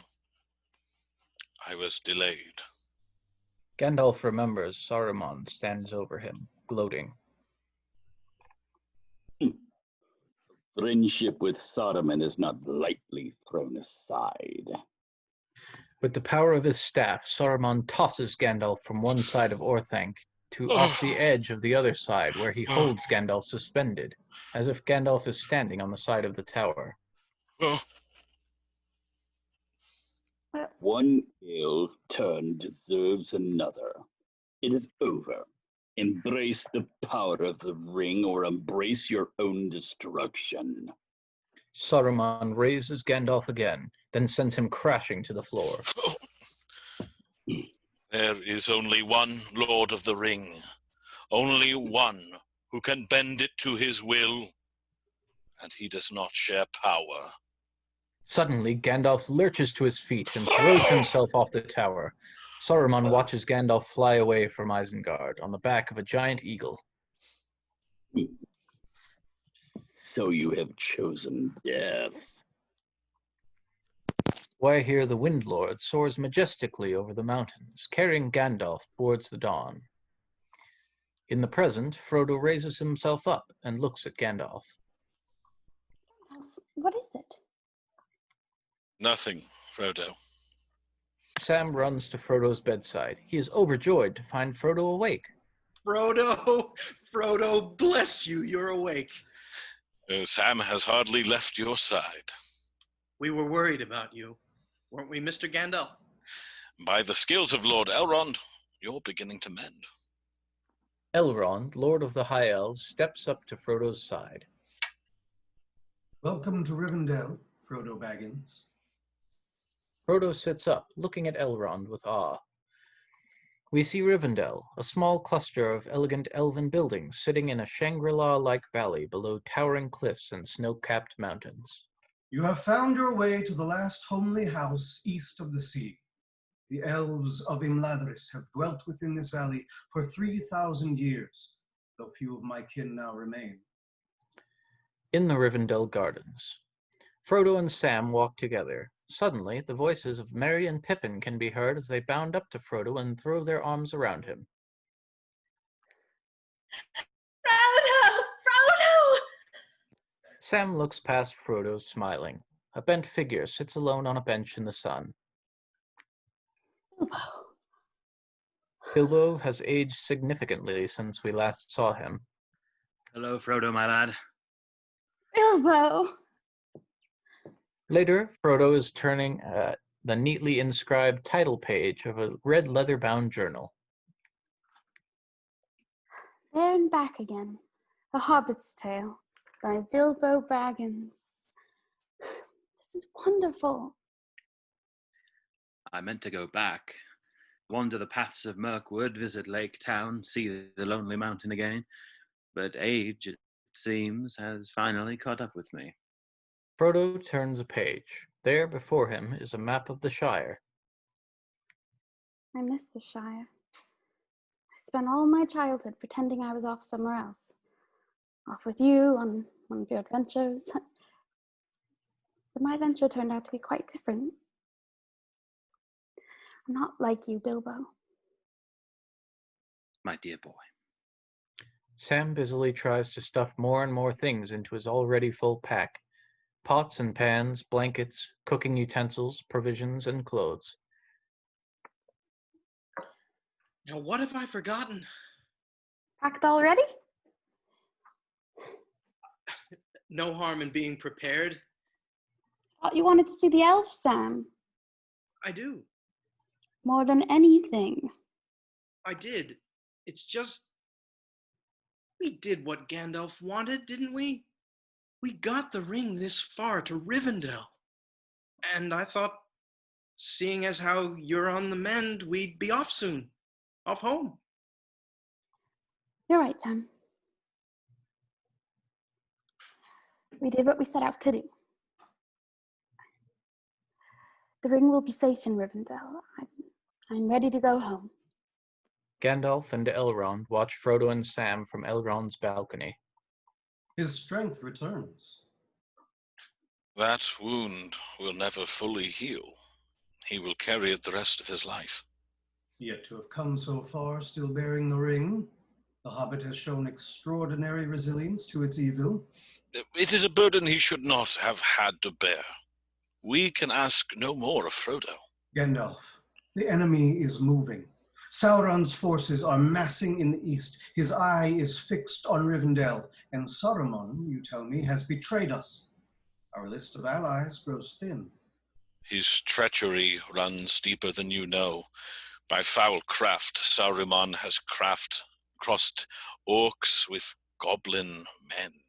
He's breeding an army in the caverns of Isengard, an army that can move in sunlight. They can cover great distance at speed. Saruman is coming for the ring. This evil cannot be concealed by the power of the elves. We do not have the strength to fight both Mordor and Isengard.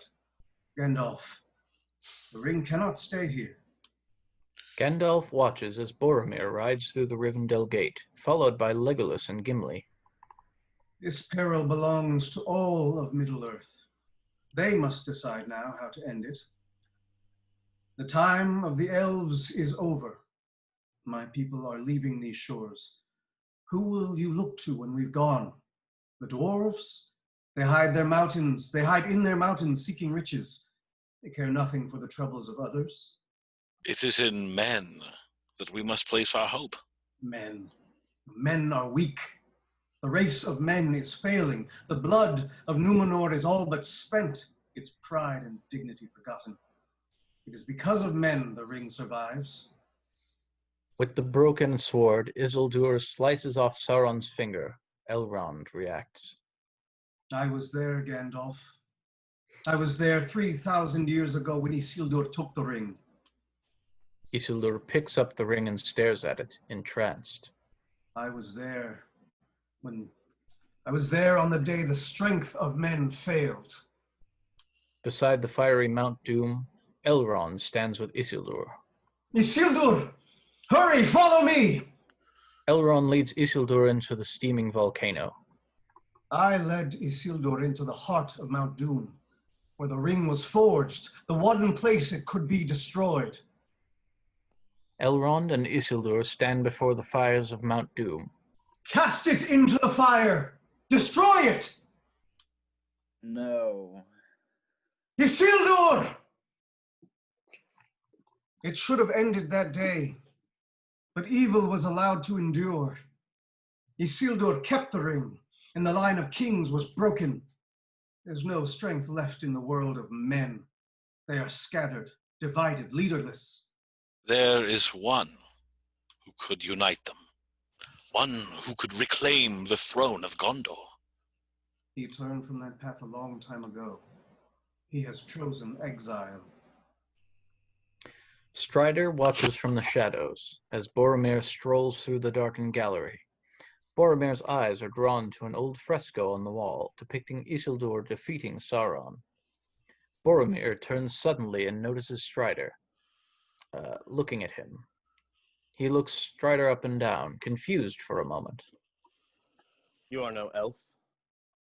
Men of the South are welcome here. Who are you? I am a friend to Gandalf the Grey. And we are here on common purpose. Friend. Boromir looks with wonderment at Narsil, the broken blade of Elendil, which lies on a cloth-covered plinth. The shards of Narsil. The blade that cut the ring from Sauron's hand. Boromir picks up the sword and gently touches the blade. A small bloom of blood appears on Boromir's finger. Still sharp. But no more than a broken heirloom. Boromir replaces the blade, but it clatters to the floor. Boromir walks away, leaving Strider sitting alone. Strider picks up the broken hilt as Arwen appears behind him. Why do you fear the past? You are Isildur's heir, not Isildur himself. You are not bound to his fate. The same blood flows in my veins. Your time will come. You will face the same evil, and you will defeat it. The shadow does not hold sway yet. Not over you, and not over me. Night falls upon the beautiful valley of Rivendell, still and quiet. Strider and Arwen stand together upon a stone bridge. The even star at Arwen's breast shines in the moonlight. Do you remember when we first met? I thought I had strayed into a dream. Arwen reaches up and gently touches at the gray at Strider's temples. Long years have passed. You did not have the cares you carry now. Do you remember what I told you?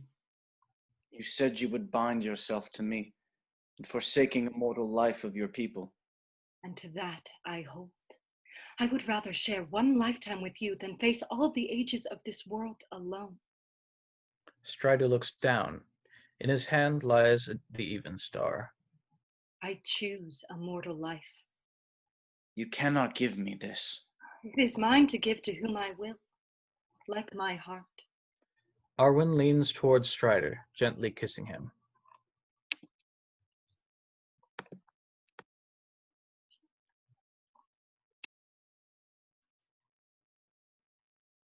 Three rings for the elven kings under the sky. 7 for the dwarf lords in their halls of stone. 9 for mortal men doomed to die. 1 for the Dark Lord on his dark throne in the land of Mordor where the shadows lie. 1 ring to rule them all. 1 ring to find them. 1 ring to bring them all together and in the darkness bind them in the land of Mordor where the shadows lie. Strangers from distant lands, friends of old, you have been summoned here to answer the threat of Mordor. Middle-earth stands upon the brink of destruction. None can escape it. You will unite, or you will fall. Each race is bound to this fate, this one doom. Frodo sits amongst a council of free peoples of Middle-earth. Elrond stands before them, addressing Gandalf, Strider, Legolas, and 20 other elves, dwarves, and men. Bring forth the ring, Frodo. Frodo steps forward and moves toward a stone plinth. He places the ring on the plinth and returns to his seat. So it is true. Sauron's ring, the ring of power. Doom of man. Several members of the council take notice. Boromir stands and begins to approach the ring as if drawn to it.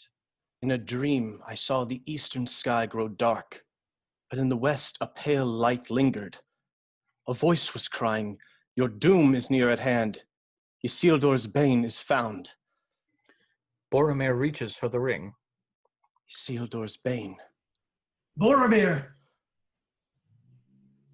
Ashnaz Durbatuluk, Ashnaz Gimbatul, Ashnaz Krakatuluk, Agbarzum Ishi Impatul. 1 ring to rule them all. 1 ring to find them. 1 ring to bring them all, and in the darkness bind them. Nature returns to normal. Elrond looks to Gandalf.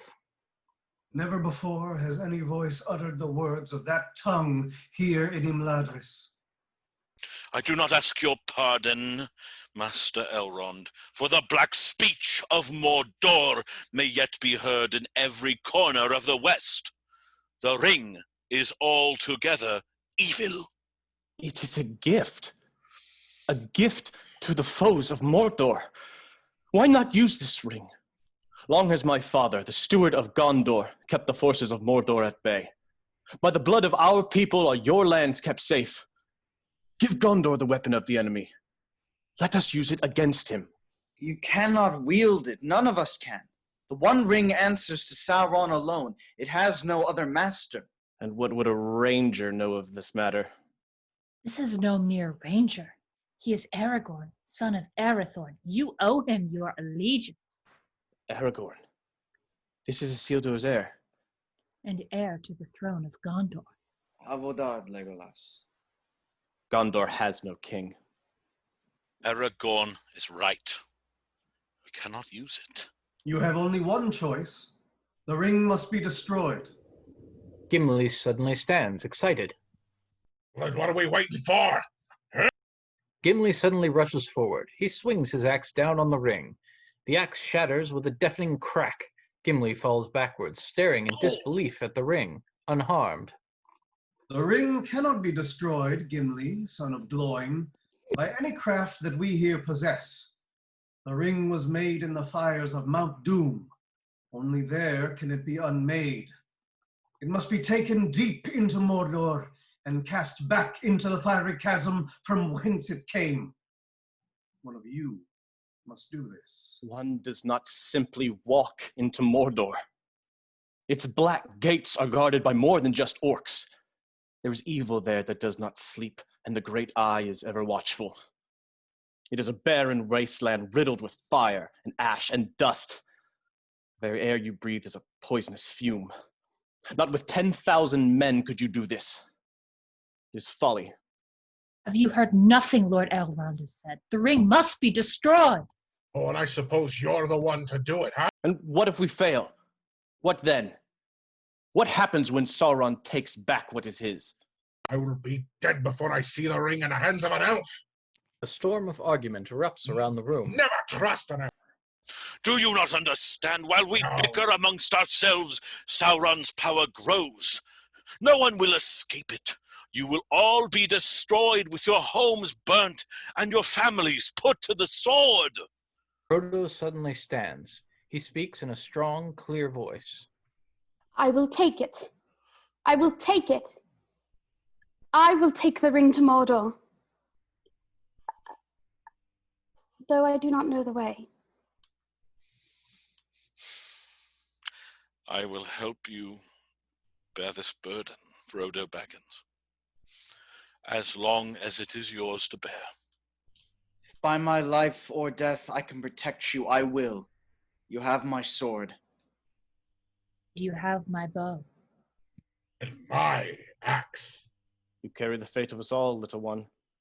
If this is indeed the will of the council, then Gondor will see it done. Frodo stares in wonder as the greatest fighters in all Middle-earth stand at his side. Here! A sudden noise. Sam pops up from behind a bush. Mr. Frodo's not going anywhere without me. No, indeed, it is hardly possible to separate you, even when he is summoned to a secret council and you are not. Oi! We're coming to. You'd have to send us home tied up in a sack. Anyway, you need people of intelligence on this sort of mission, quest thing. Well, that rules you out, Pip. 9 companions. So be it. You shall be the Fellowship of the Ring. Great! Where are we going? Exterior, Gilrain's Memorial, Rivendell, dawn. A hand gently and reverently removes debris from the base and form of a statue.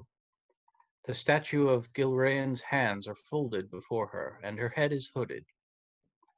Aragorn stands back and gazes into her sad face. She wanted to protect her child.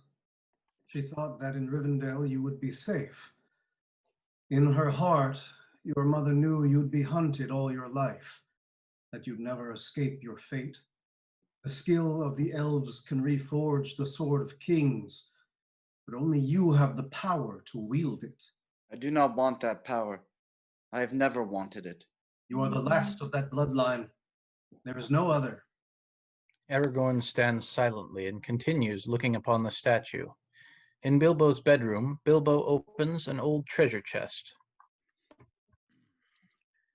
My old sword, Sting. It's so light.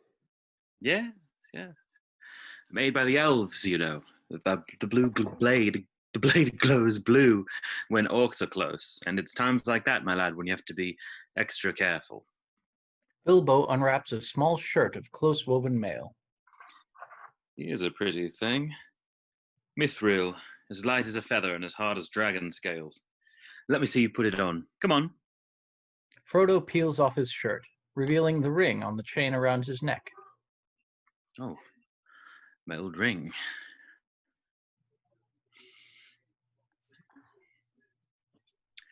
I should like very much to hold it again, one last time.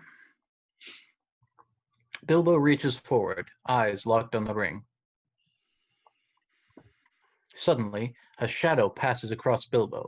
For a split second, he becomes a wrinkled creature with a hungry face and bony, groping hands. The shadow passes. Bilbo slumps into a chair, his head in his hands. Bilbo falters, his eyes filling with tears. Oh. I'm sorry that I brought this upon you, my boy. I'm sorry that you must carry this burden. I'm sorry for everything. Bilbo sobs and Frodo moves to comfort him. Exterior, Rivendell Terrace, day. Elrond and Frodo walk toward the rest of the Fellowship waiting at the gate of Rivendell. The time has come for the ring to set out. You cannot count on your journey being aided by war or force. You will pass into the domain of the enemy far from aid.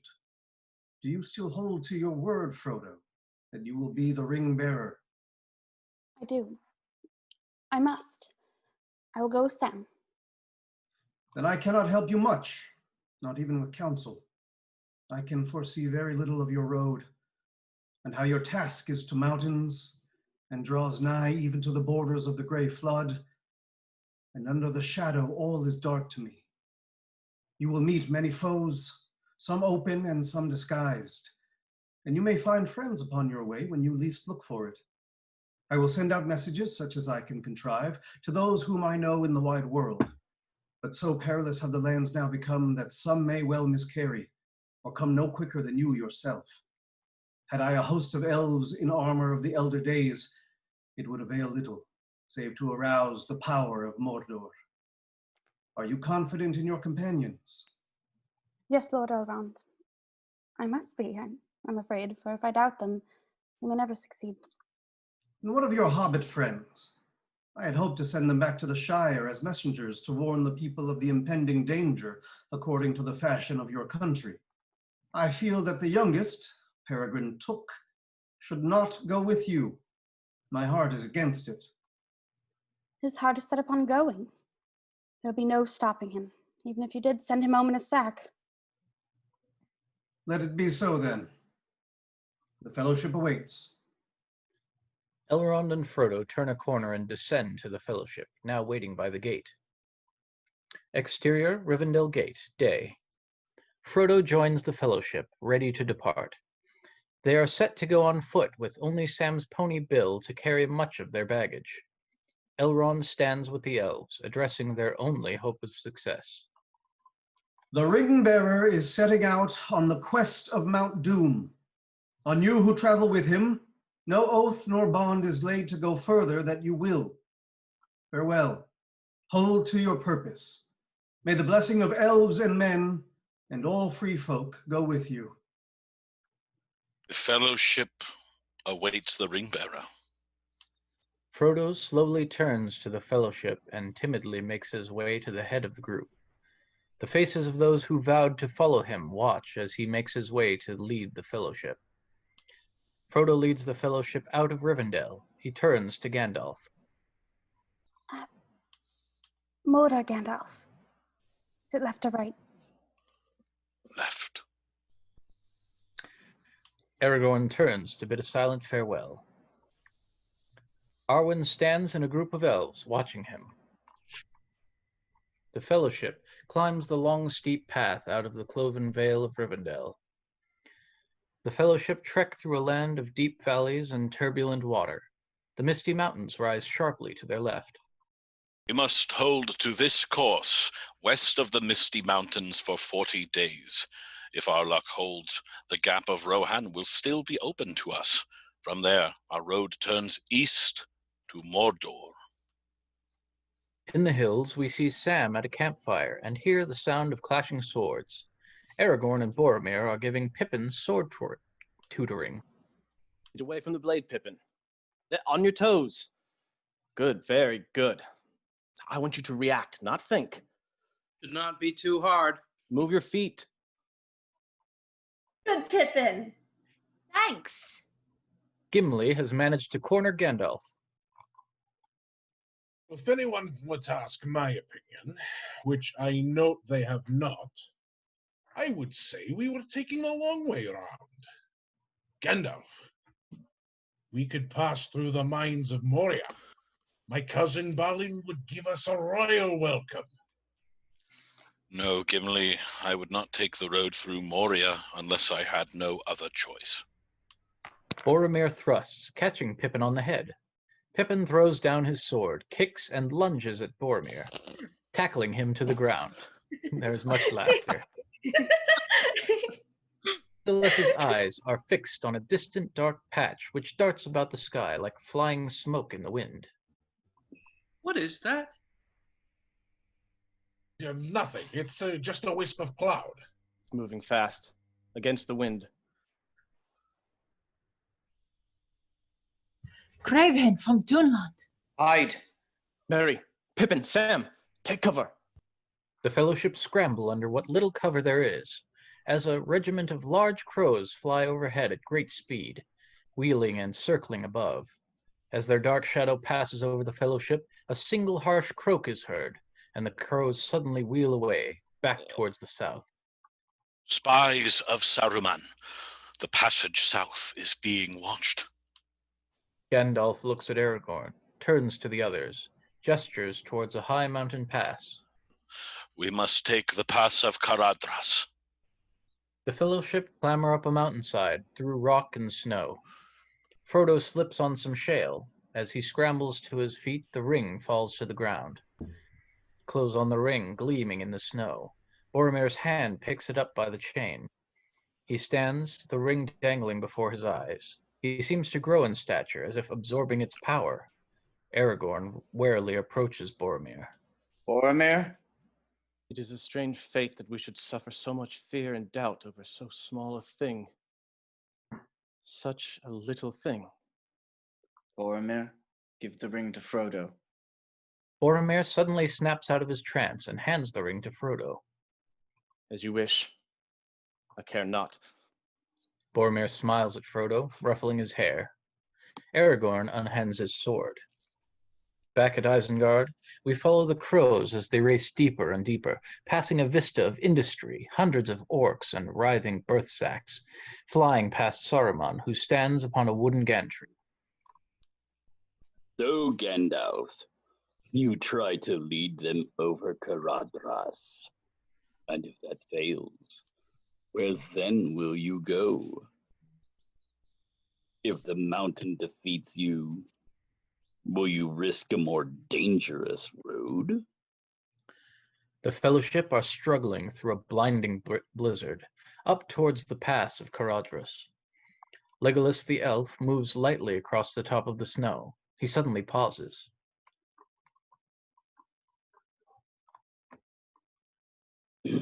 Quivad Nwalga Karenashe Nayarvakshaya Rasulia. There is a fell voice on the air. It's Saruman! Thunder rumbles, rock and shale fall from above. Trying to bring down the mountain, Gandalf. We must turn back. Oh! Losto Caradhras sedho hodo nuistoi ruith! Saruman stands on the pinnacle of Orthanc, chanting. Quivad Nwalga Karenashe Nayarvakshaya Rasulia. Clouds are flowing from all directions, converging on the distant mountains in a stormy maelstrom. A lightning crack explodes on the mountainside above them. Frodo looks up in horror as a huge snow avalanche thunders down towards them. Within moments, the pass is blocked and the Fellowship are enveloped in snow. Boromir and Aragorn frantically dig for the hobbits, who are pulled out shivering and fearful. We must get off the mountain.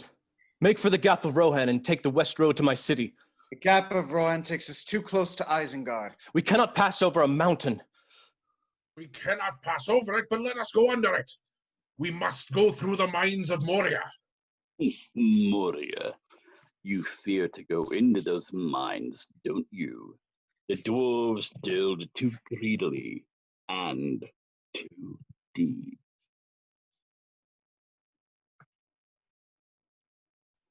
You know what they awoke in the darkness of Khazad-dûm. Shadow and flame. Let the ring bearer decide. Frodo. We will go through the mines. So be it. The Fellowship makes their way in the shadow of the ruins of a great aqueduct in the mist and ice of the mountains. Frodo, come and help an old man. How is your shoulder? Better than it was. And the ring? You feel its power growing, don't you? I felt it too. You must be careful now. Evil will be drawn to you from outside the Fellowship, and I fear from within. Boromir passes them. They glance at him.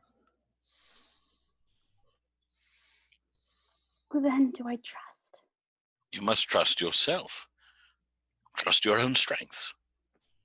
What do you mean? There are many powers in this world, for good or for evil. Some are greater than I am, and against some I have not yet been tested. Gimli comes to the top of the path and looks in wonder. Walls of Moria. The Fellowship stands before a looming cliff cut into a sheer formation. Gimli taps the wall with his axe, listening. Gandalf does the same with his staff. You know, doors are invisible when closed. Yes, Gimli, their own masters cannot find them if their secrets are forgotten. Why doesn't that surprise me? Gandalf approaches the smooth rock wall between two twisted, gnarled trees.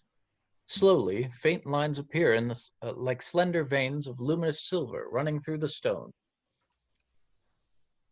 Isildin. It mirrors only starlight and moonlight. A large moon rises over the mountains. The lines on the wall grow broader and clearer, forming a glowing arch of interlacing ancient letters and symbols. It reads, "The door of Durin, Lord of Moria. Speak, friend, and enter." What do you suppose that means? It's simple. If you are a friend, you speak the password and the doors will open. Gandalf raises his arms. Anan ed helen edrohi amen. The cliff towers into the night. The wind blows cold. Frodo shivers and the doors stand fast. Undaunted, Gandalf raises his arms again. Fenas nagothrim lastobeth lamen. Nothing's happening. I once knew every spell in all the tongues of elves, men, and orcs. What are you going to do then? Knock your head against this door, Peregrine Took, and if that does not shatter them, and I am allowed a little peace from foolish questions, I will try to find the opening words. Gandalf continues. Ando eldarinwa alasta quetanya, fenda kasarinwa. Sam packs pots and pans at his feet, watching sadly as Aragorn unsaddles Bill the pony. Mine's no place for a pony, even one so brave as Bill. Hi, Bill. Go on, Bill, go on. Don't worry, Sam. He knows his way home. Aragorn slaps Bill on the rump, and Bill goes trotting off. Sam watches Bill disappear into the darkness. Splash! Merry and Pippin are tossing stones into the lake. Black rippling rings slowly fan out. Pippin is about to throw another stone, but Aragorn grabs his arm. Do not disturb the water. Aragorn watches anxiously as the ripples appear to grow. He exchanges a look with Boromir. Aragorn's hand creeps toward his sword. Frodo peers at the elvish inscription. His face breaks into a smile of comprehension. A riddle. Speak, friend, and enter. What's the elvish word for friend? Elon. With that, the rock face silently divides in the middle, and two great doors swing outward, revealing a blackness deeper than night. As the Fellowship enter the blackness, something in the water stirs. The Fellowship step warily into the darkness of Moria, a dank cavern with winding steps leading deeper into the mountain. Oh, Master Wolf, enjoy the fabled vitality of the dwarves. Roaring fires, malt beer, red meat straight off the bone. This, my friends, is the home of my cousin Mallin. They call it a mine. A mine! A glow from Gandalf's staff suddenly lights the chamber. The fellowship recoil in horror. Many dwarf skeletons are strewn about, clearly in the dead of some old battle. The rusting armor and shields are peppered with arrows and axes. This is no mine. It's a tomb. No. No! No! Legolas pulls a crude arrow out of a skeleton. Goblins. The fellowship draw swords and back away toward the entrance. We make for the Gap of Rohan. We should never have come here. Frodo is suddenly pulled to the ground. A long, sinuous tentacle is wrapped around Frodo's ankle and is dragging him towards the lake. Frodo cries out as Aragorn and Boromir rush forward. Aragorn severs the tentacle holding Frodo and pulls him to safety. Again, the many-tentacled creature grabs Frodo and pulls him to the lake. Frodo is flung in the air as the fellowship battle the creature. Aragorn hacks at a tentacle. Frodo is released, falling into Boromir's arms. Into the mines! Legolas! Legolas shoots an arrow into the creature's head, gaining a few vital seconds for Aragorn and Boromir as they race out of the water with Frodo. The fellowship hurriedly back away from the creature, retreating into the Moria chamber as many coiling arms seize the large doors. With a shattering echo, the creature rips the doors away, creating a rock slide that crashes down the cliff face. Within seconds, tons of rock seal the doorway, throwing the fellowship into pitch blackness. A faint light rises from Gandalf's staff, throwing a creepy glow across the old wizard's face. Now we have but one choice. We must face the long dark of Moria. Be on your guard, there are older and fouler things than orcs in the deep places of the world. The fellowship crossing a precarious bridge above the mine workings. Quietly now, it's a 4-day journey to the other side. Let us hope that our presence will go unnoticed. The fellowship enter a chamber with old ropes and ancient ladders. The wealth of Moria was not in gold or jewels, but mithril. Gandalf holds his staff over the expansive drop beside them. The fellowship looks down. We look on the endless depths of the mine. A faint blue glow issues from its depths. It looks all but abandoned. Bilbo had a shirt of mithril rings that Thorin gave him. Oh, that was a kingly gift. Yes, I never told him, but its worth was greater than the value of the Shire. They continue up a steep stair, passing through a dwarf cemetery. The graves are despoiled. Dwarf skeletons are strewn about, and goblin graffiti is scrawled on monuments in dried dwarf blood. The path splits into 3 passages, each disappearing into a dark tunnel. Gandalf pauses, frowning. I have no memory of this place. Later, the fellowship are nervously waiting, while Gandalf sits staring intently at the 3 tunnel mouths in front of him. He appears to be in some kind of trance. Frodo turns at the sound of a faint noise down the tunnel behind them. Are we lost? No, I don't think we are. Shh, get thinking. Harry! What? I'm hungry. Frodo catches a sudden glimpse of a creature darting in the darkness. Frodo's nervous. He approaches Gandalf. There's something down there.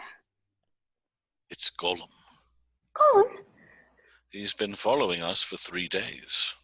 He escaped from the dungeons of Barad-dûr. Escaped, or was set loose, and now the ring has drawn him here. He will never be rid of his need for it. He hates and loves the ring, as he hates and loves himself. Smeagol's life is a sad story. Yes, Smeagol he was once called, before the ring came to him, before it drove him mad. It's a pity Bilbo didn't kill him when he had the chance. Pity. It was pity that stayed Bilbo's hand. Many that live deserve death, and some that die deserve life. Can you give it to them, Frodo? Do not be too eager to deal out death in judgment. Even the very wise cannot see all ends. My heart tells me that Gollum has some part yet to play, for good or ill, before this is over. The pity of Bilbo may rule the fate of many. I wish the ring had never came to me. I wish none of this had happened. So do all who live to see such times, but that is not for them to decide. All we have to decide is what to do with the time that is given to us. There are other forces at work in this world, Frodo. Besides the will of evil, Bilbo was meant to find the ring, in which case you were also meant to find it. And that is an encouraging thought. Ah, it's that way. He's remembered. No, but the air doesn't smell so foul down there. If in doubt, Meriadoc, always follow your nose. The fellowship pass under an arched doorway into a black and empty space. Gandalf pauses. Let me risk a little bit more light. Gandalf taps his staff. For a brief moment, a light blazes. Like a silent flash of lightning, great shadows spring up and flee. Behold, the great realm and dwarf city of Dwarodelf. Before them stretches a huge empty hall with black walls, polished and smooth as glass. Well, there's an eye-opener and no mistake. Ahead of them, a wooden door has been smashed. Black arrows are embedded in the timbers. 2 goblin skeletons lie in the doorway. Gimli rushes ahead. Gimli! Gimli rushes into another vast empty chamber, lit with a narrow shaft of sunlight beaming in from a small hole near the roof. Dwarf and goblin skeletons are piled high. In the far corner sits a stone-walled well. A shaft of light falls directly onto the stone table in the middle of the room. A single oblong block, about 4 feet high, topped with a great slab of white stone. Gimli falls to his knees. No. No! No!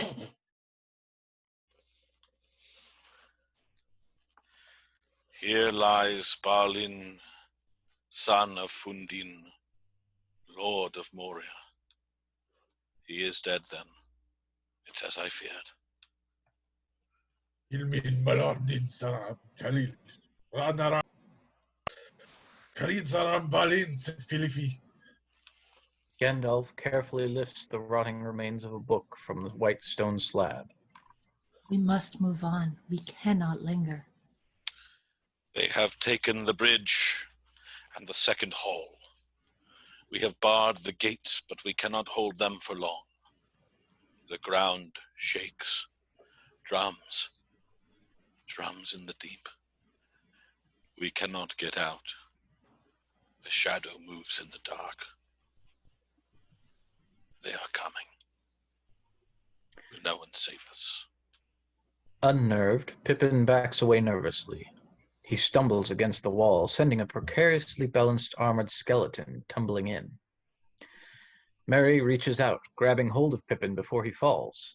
The fellowship freeze in stunned silence as the armored skeleton clatters down the deep well, echoing loudly. Fool of a Took! Throw yourself in next time and rid us of your stupidity! They fall silent. A low, rolling boom rises from the depths below, growing louder. Boom! Boom! As if the caverns of Moria were turned into a vast drum. A great horn blasts nearby. Answering horns, running feet, harsh cries. Sam's eyes glance at Frodo's belt. Mr. Frodo? Frodo looks down. A cold blue is emanating from Sting's scabbard. Frodo draws the sword and stares at its glowing blade. Orcs! Get back. Stay close to Gandalf. Aragorn and Boromir slam and wedge the doors. Boromir catches sight of something. They have a cave troll. Gimli snatches up 2 rusty dwarf axes and leaps onto the tomb. Let them come. One dwarf in Moria that still draws breath. Boom! The door bursts open in a shower of wood fragments, and 20 goblins charge into the tomb, followed by a huge cave troll. The Fellowship leaps into action. Gimli ducks a blow and buries his axe into scores of goblins. Aragorn and Boromir slay a number of goblins and then slash at the burly cave troll, making it angrier. Legolas fires bullseye shots into goblins as they swarm into the room. Even Sam lands a blow on an unsuspecting goblin.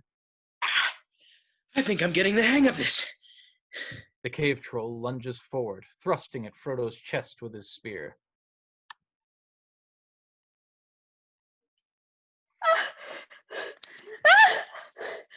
Sam screams as Frodo is lifted off his feet by the spear tip and slammed against the wall. Frodo! The hobbits go crazy. Sam slashes at the cave troll's knee, bringing him down. Merry and Pippin jump on him. Legolas fires an arrow, and the cave troll topples, dead. Aragorn rushes to Frodo's side as he slumps to the floor. Frodo appears to be dead. Gandalf, Aragorn, and the hobbits look horrified. Suddenly, Frodo coughs, taking a huge breath. He's alive. I'm all right. I'm not hurt. You should be dead. That spear would have skewered a wild boar. I think there's more to this hobbit than meets the eye. Frodo opens his shirt to reveal the mithril vest. The troll spear did not mithril. You're full of surprises, Master Baggins. Boom, boom, boom. The sound of drums rings out again. The bridge of Khazad-dûm. Gandalf leads the Fellowship into a huge Dwerodelf chamber. This way. They hurry towards a distant door as goblins start scuttling down the pillars behind them like cockroaches. Suddenly, a deafening roar fills the air. A fiery light dances down the hallway, the pillars casting eerie shadows. The goblins freeze. They back fearfully away from the approaching beast, melting into the darkness. What is this new devilry? A huge shadow, surrounded by flame, falls across the hall. The ground shakes, an unearthly sound rumbles. A Balrog, a demon of the ancient world. This foe is beyond any of you. Run! The Balrog, a massive creature, rises from a chasm, a great 40-foot man-beast with a mane of flames. In one hand is a blade, like a stabbing tongue of fire, in the other a whip of many thongs. Aragorn leads the Fellowship to the top of a dizzying stairway. Gandalf follows, leaning heavily on his staff. Lead them on, Aragorn. The bridge is near. Do as I say. Swords are no more use here. The Fellowship race down the stairway. Aragorn picks up Frodo, leaping across a gaping chasm. Gandalf yells to the others. Aragorn makes to throw Gimli across the chasm. No one tosses a dwarf. The Balrog smashes through the wall and spreads its vast wings. It swoops down past the Fellowship, disappearing into a flaming pit. The Fellowship run into the second hall. The floor is split with fissures that spit flame. Over the bridge! Fly! They race towards the slender bridge of stone, without curb or rail. At the far end of the hall, the Fellowship recklessly hurry over the dizzying bridge, but Gandalf, the last, pauses in the middle of the span. He faces the Balrog, staff in one hand, Glamdring in the other. You cannot pass! I am a servant of the secret fire, wielder of the flame of Arnor. The dark fire shall not avail you, flame of Odin! Frodo watches as the Balrog puts one foot on the bridge and draws up to full height, wings spreading from wall to wall. Gandalf is a tiny figure, balanced precariously on the narrow bridge. Go back to the shadow. The Balrog slashes at Gandalf with its sword of flame. Gandalf blocks with Glamdring. A ringing clash, and the Balrog's sword shatters into molten fragments. You shall not pass! He thumps the bridge with his staff. A blinding sheet of white flame springs up. The staff shatters. The bridge breaks, right at the Balrog's feet. The stone bridge drops away into the gulf from under the Balrog. For a moment, the great beast remains poised in the air. Then it plunges down. Gandalf remains trembling on the lip of the broken bridge. As the Balrog falls, he lashes out with his whip of fire. The thongs of the whip lash and curl around Gandalf's knee, dragging him over the brink. Gandalf just manages to hang on by his fingertips.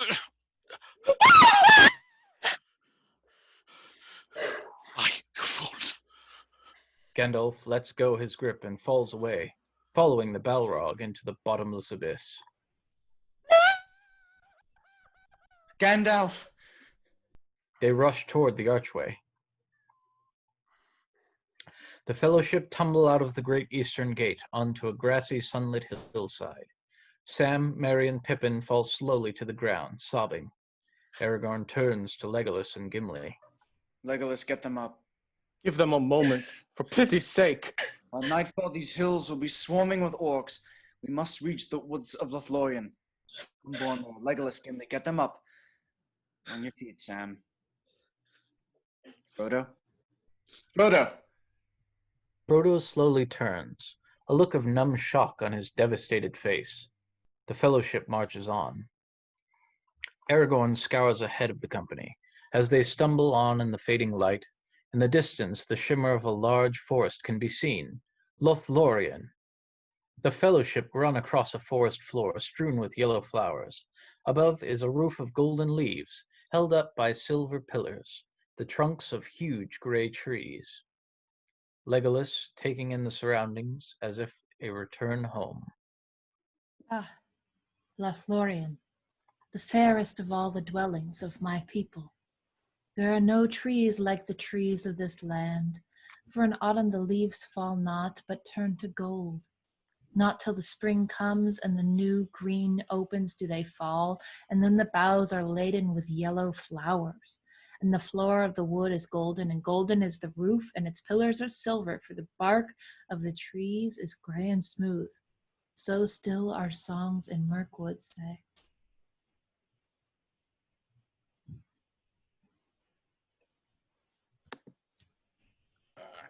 Stay close, young hobbits. They say great sorceress lives in these woods, an elf witch of terrible power. All who look upon her fall under her spell.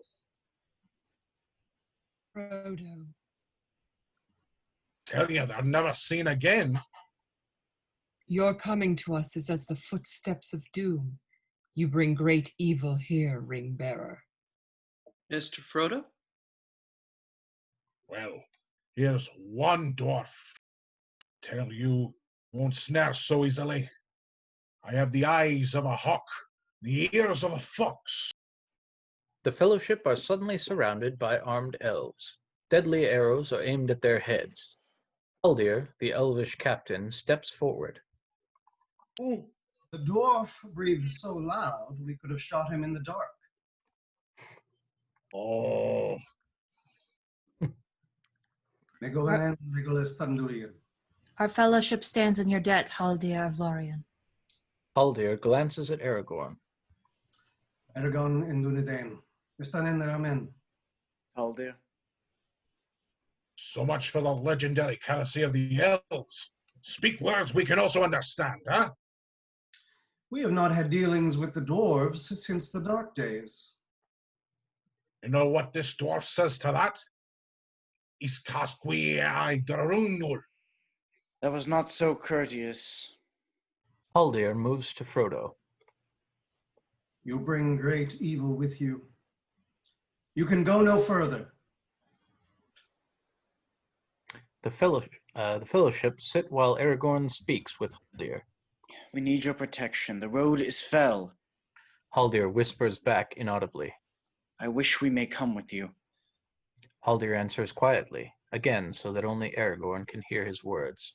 Please understand, we need your support. The road is very dangerous. Boromir approaches Frodo. Gandalf's death was not in vain, nor would he have you give up hope. You carry a heavy burden, Frodo. Don't carry the weight of the dead. Very well.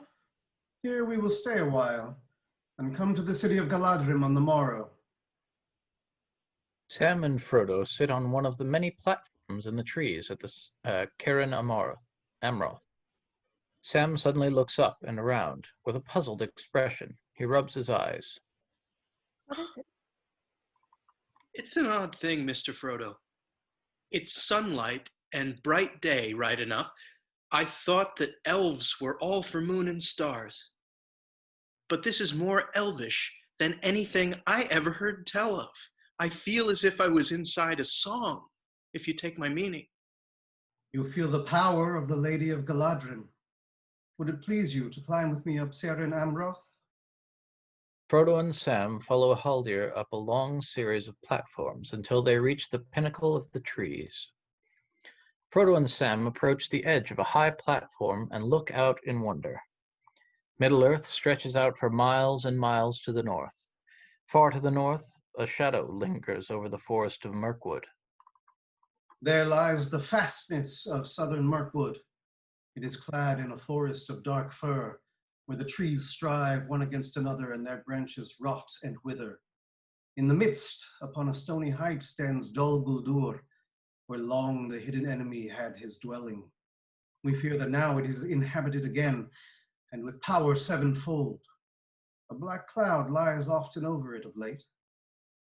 In this high place you may see the two powers that are opposed one to another, and ever they strive now in thought, but whereas the light perceives the very heart of the darkness, its own secret has not been discovered.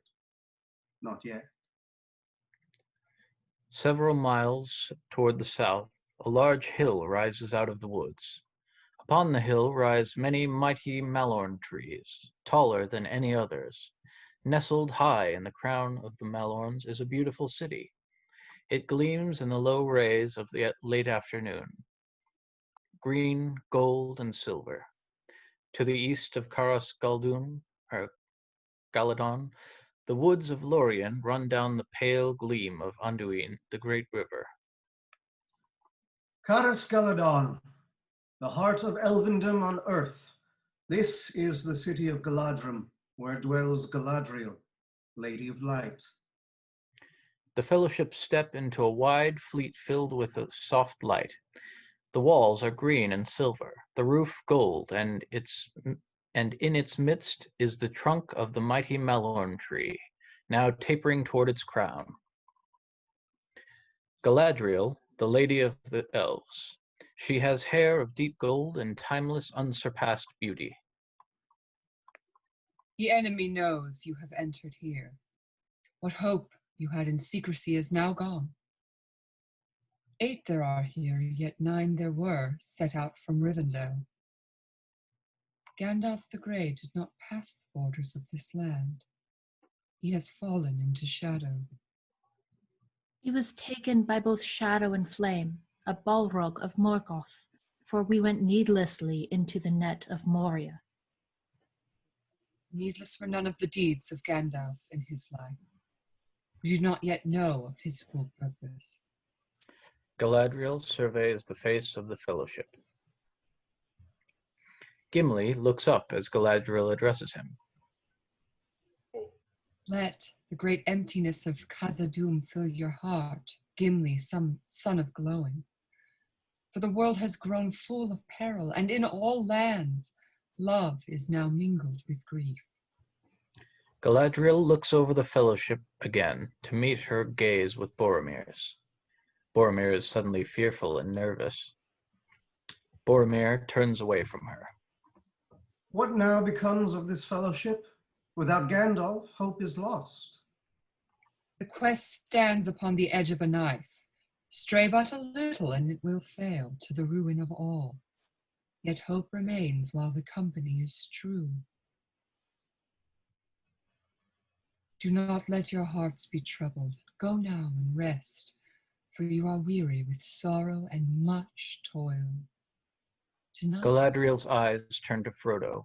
Her voice fades. you will sleep in peace. Welcome, Frodo Shire, one who has seen the eye. Gimli, Legolas, Merry, Pippin, Frodo, and Sam are in a pavilion set among the trees near the fountain. They lie on soft couches as elves leave food and wine for them. Mournful singing drifts down from the trees above. A lament for Gandalf.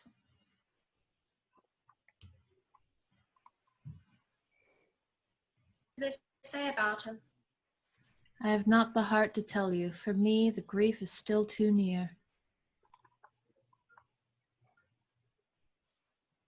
I bet they don't mention his fireworks. There should be a verse about them.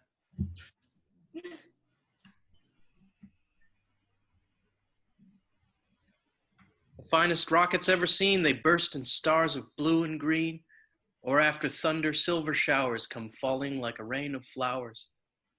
Oh, that doesn't seem to do them justice by a long road. Boromir is sitting alone. Aragorn approaches him. Take some rest. These borders are well protected. I will find no rest here. I heard her voice inside my head. She spoke of my father and the fall of Gondor. She said to me, even now there is hope left. But I cannot see it. It is a long time since we had any hope. My father is a noble man, but his rule is failing, and our people lose faith. He looks to me to make things right, and I would do it. I would see the glory of Gondor restored. Have you ever seen it, Aragorn? The white tower of Ecthelion, glimmering like a spike of pearl and silver, its banners cut high in the morning breeze. Have you ever been called home by the clear ringing of silver trumpets? I have seen the White City. Long ago. One day, our paths will lead us there, and the Tower Guard will take up the call. The lords of Gondor have returned. The Fellowship are asleep on their beds. Gimli is snoring loudly. Bare feet tread soundlessly across the lawn. Frodo's eyes flicker open, as if by instinct. Galadriel, her white dress glowing in the moonlight, glances at him. Frodo follows her as if drawn by an invisible force. Upon a low stone pedestal, carved like a branching tree, sits a shallow silver basin. Galadriel leads Frodo into the small glade. Will you look into the mirror? Frodo looks with apprehension at the silver basin. What will I see? Galadriel pours water into the basin from a silver jug. A glow rises from the water.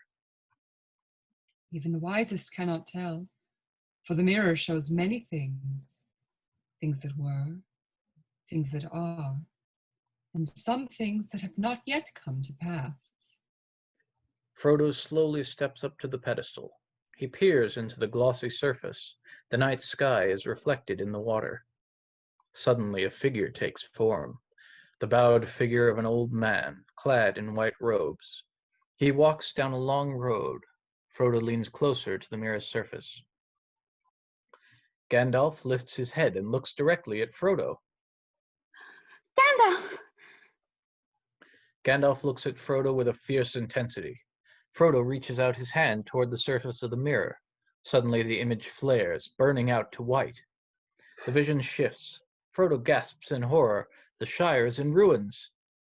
Buildings burning, bodies strewn about, dark shapes of orcs looting and destroying, Bag End billowing in flames. The party's tree is hacked down. Hobbiton, now an industrial wasteland, the fields and trees destroyed, replaced with brick factories belching smoke. Orcs brutally herd manacled hobbits into the factories. We see Sam, Merry, and Rosie Cotton. Soot-stained and sobbing, they disappear into the factory hellhole. Suddenly, the mirror goes dark, and out of the black abyss a single eye grows. Frodo is frozen, unable to move or cry out. The ring dangles from his neck inches above the water, now shimmering with curls of steam. Fire erupts around the eye. With a yell, Frodo pushes himself away from the pedestal and collapses on the ground. I know what it is you saw, for it is also in my mind. It is the future, Frodo. It is what will come to pass if you should fail. The fellowship is breaking.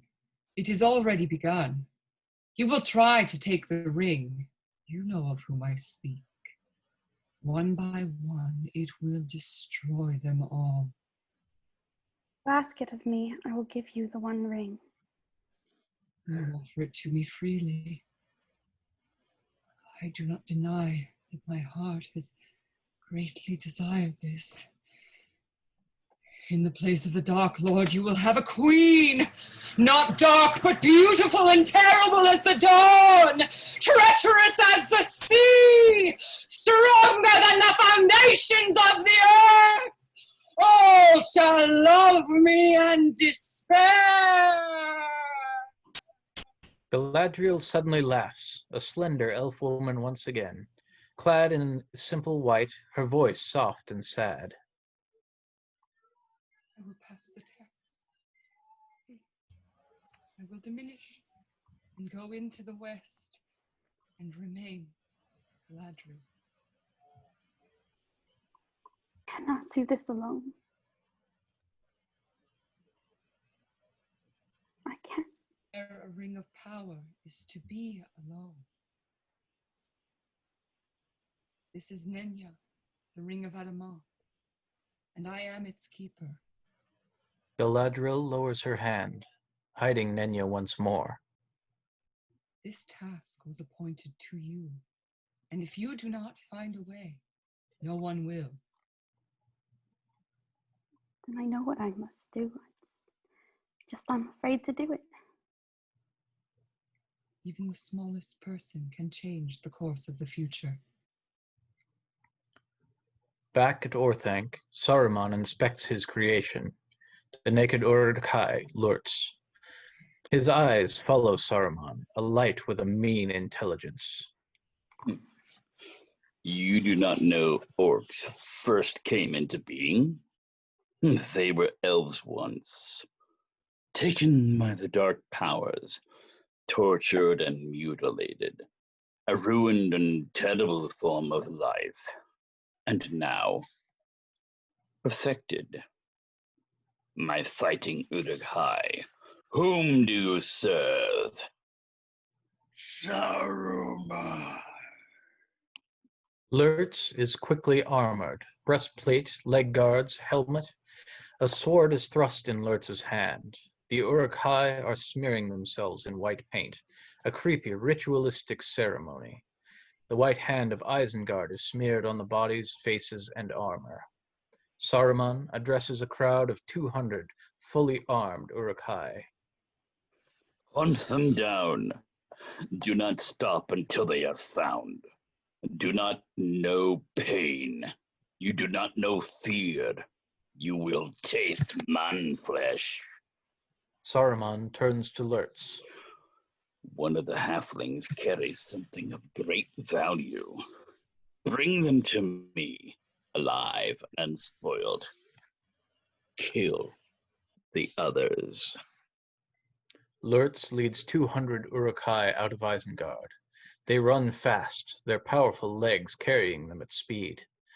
Back in Lothlorien, by the Silverlode River, the mists of morning lay heavily along the river. Bare-branched trees arch through the fogs, stray beams of light falling on the cold blue waters. Galadriel approaches the bank in an elegant ship, carved in the likeness of a swan. A green, silver-veined, elven-leafed brooch is clasped. Elves clasp elven cloaks around on the fellowship, each with a leaf brooch. Never before have we clad strangers in the garb of our own people. May these cloaks help shield you from unfriendly eyes. Legolas grabs a couple of packs and puts them in an elven boat. Merry and Pippin look up as he pulls a small piece of bread from one of the packs. Lembas, elvish waybread. One small bite is enough to fill the stomach of a grown man. He stuffs the remaining piece back in the pack and places it in the boats. Angle on Merry and Pippin, nodding as he walks away.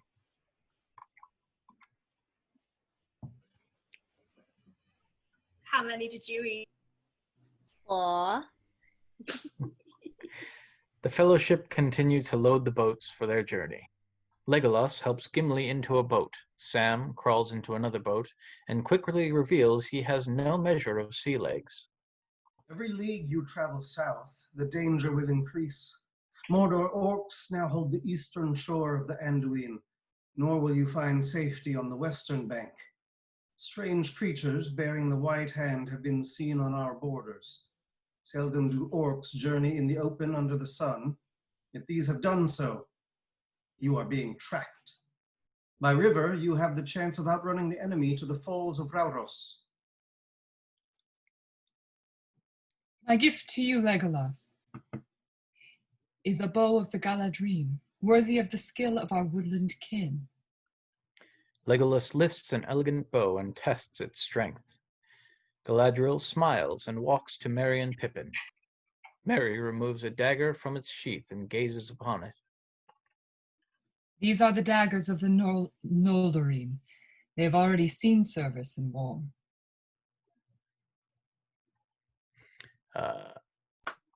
He casts his eyes upon Galadriel.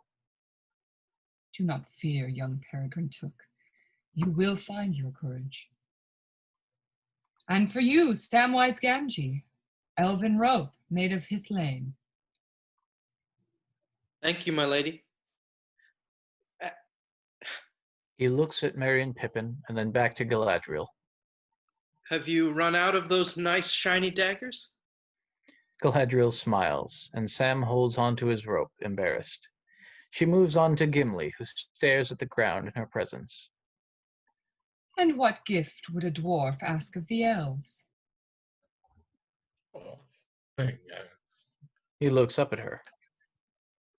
Except to look upon the Lady of Galadrim one last time, for she's more like the earth. Actually, there's one thing. Oh, it's impossible stupid, that. Galadriel stands before Aragorn. I have nothing greater to give than the gift you already bear. She touches the even star pendant Aragorn wears.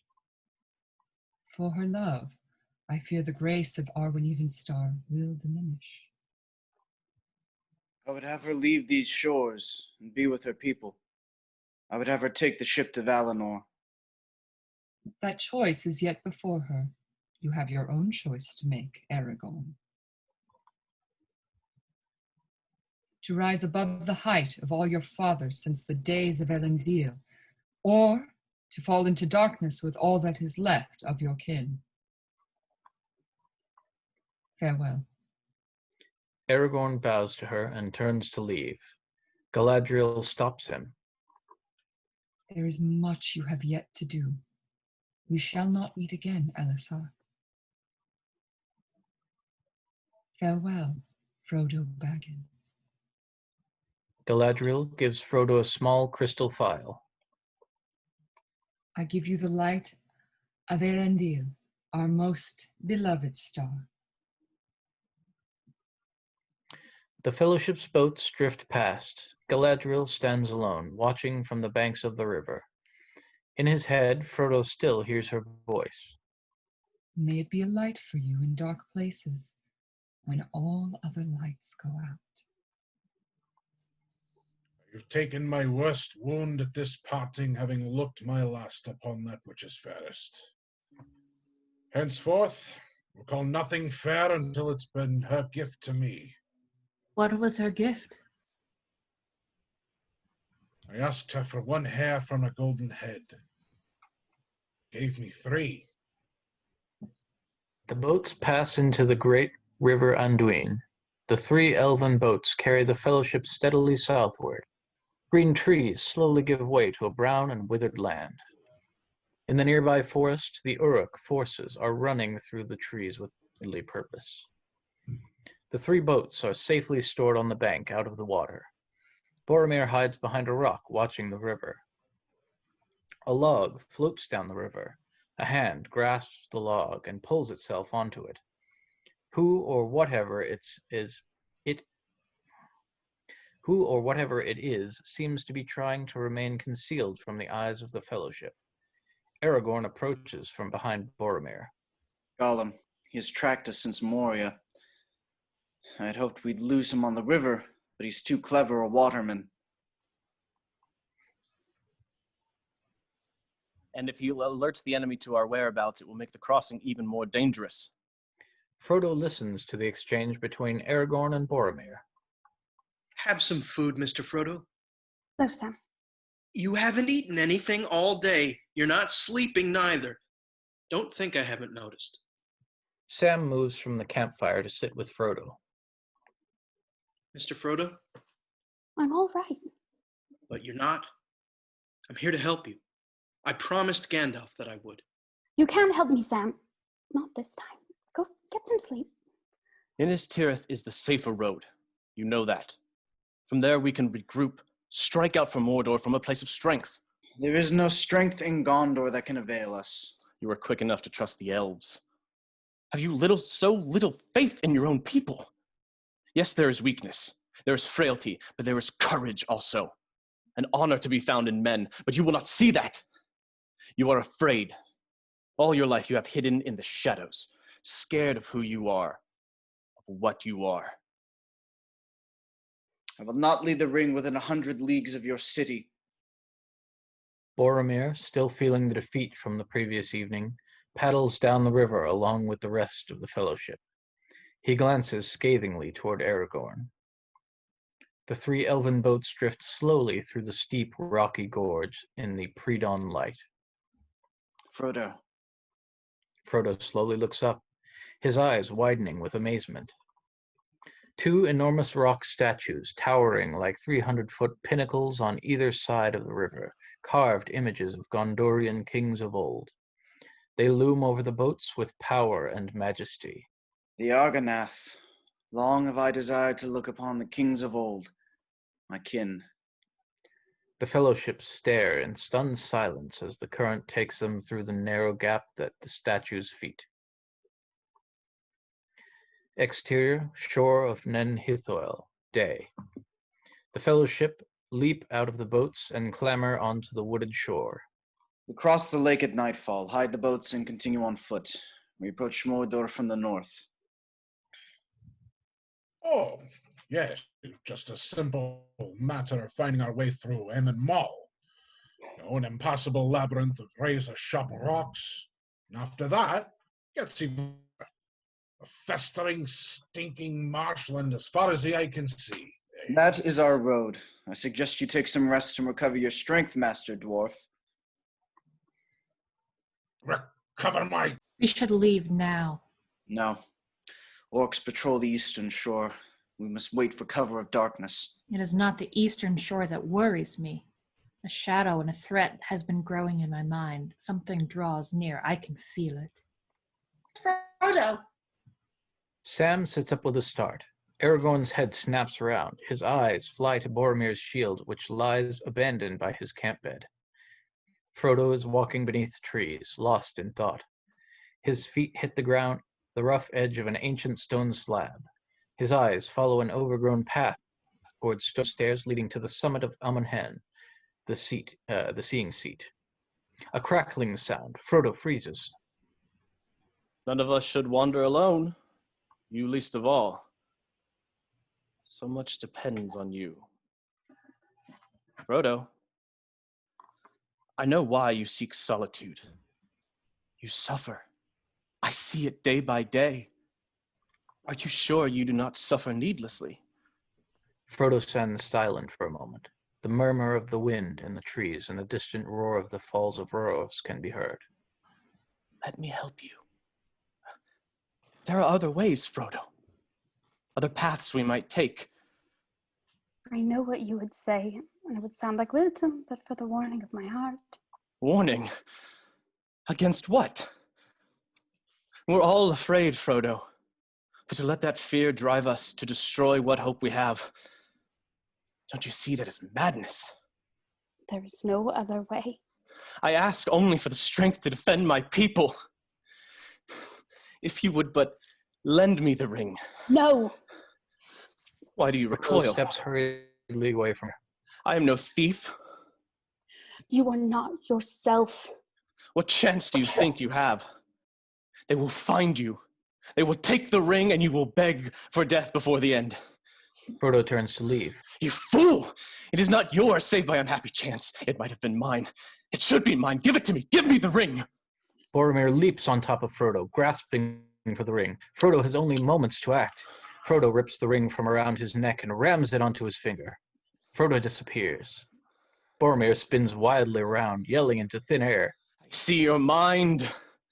You will take the ring to Sauron. You will betray us. You go to your death and to the death of us all. Curse you! Curse you and your halflings!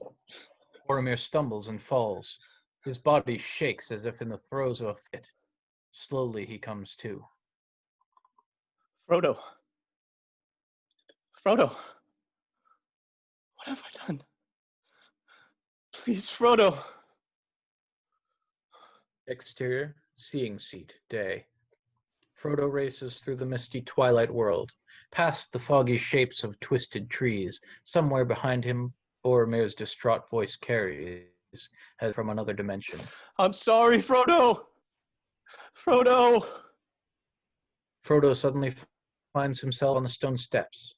He clambers up the stairs onto a high seat, perched on 4 stone pillars. Frodo cowers on the seat like a child, lost upon the throne of mountain kings. The world of mist swirls around him. He sees visions of orcs spilling out of holes in the misty mountains. Flames rise from Mirkwood. Grim-faced Easterlings march to war. Black ships sail to the south. All the power of the Dark Lord is in motion. Suddenly, Sauron's eye leaps towards Frodo like a finger of light.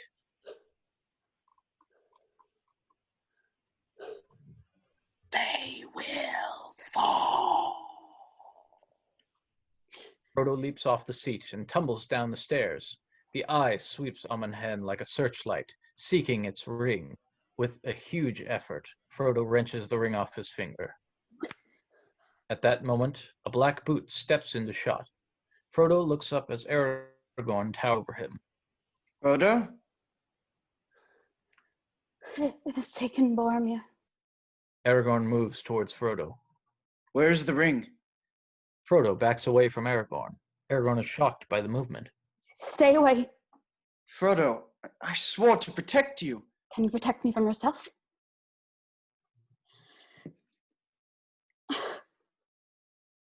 Would you destroy Aragorn.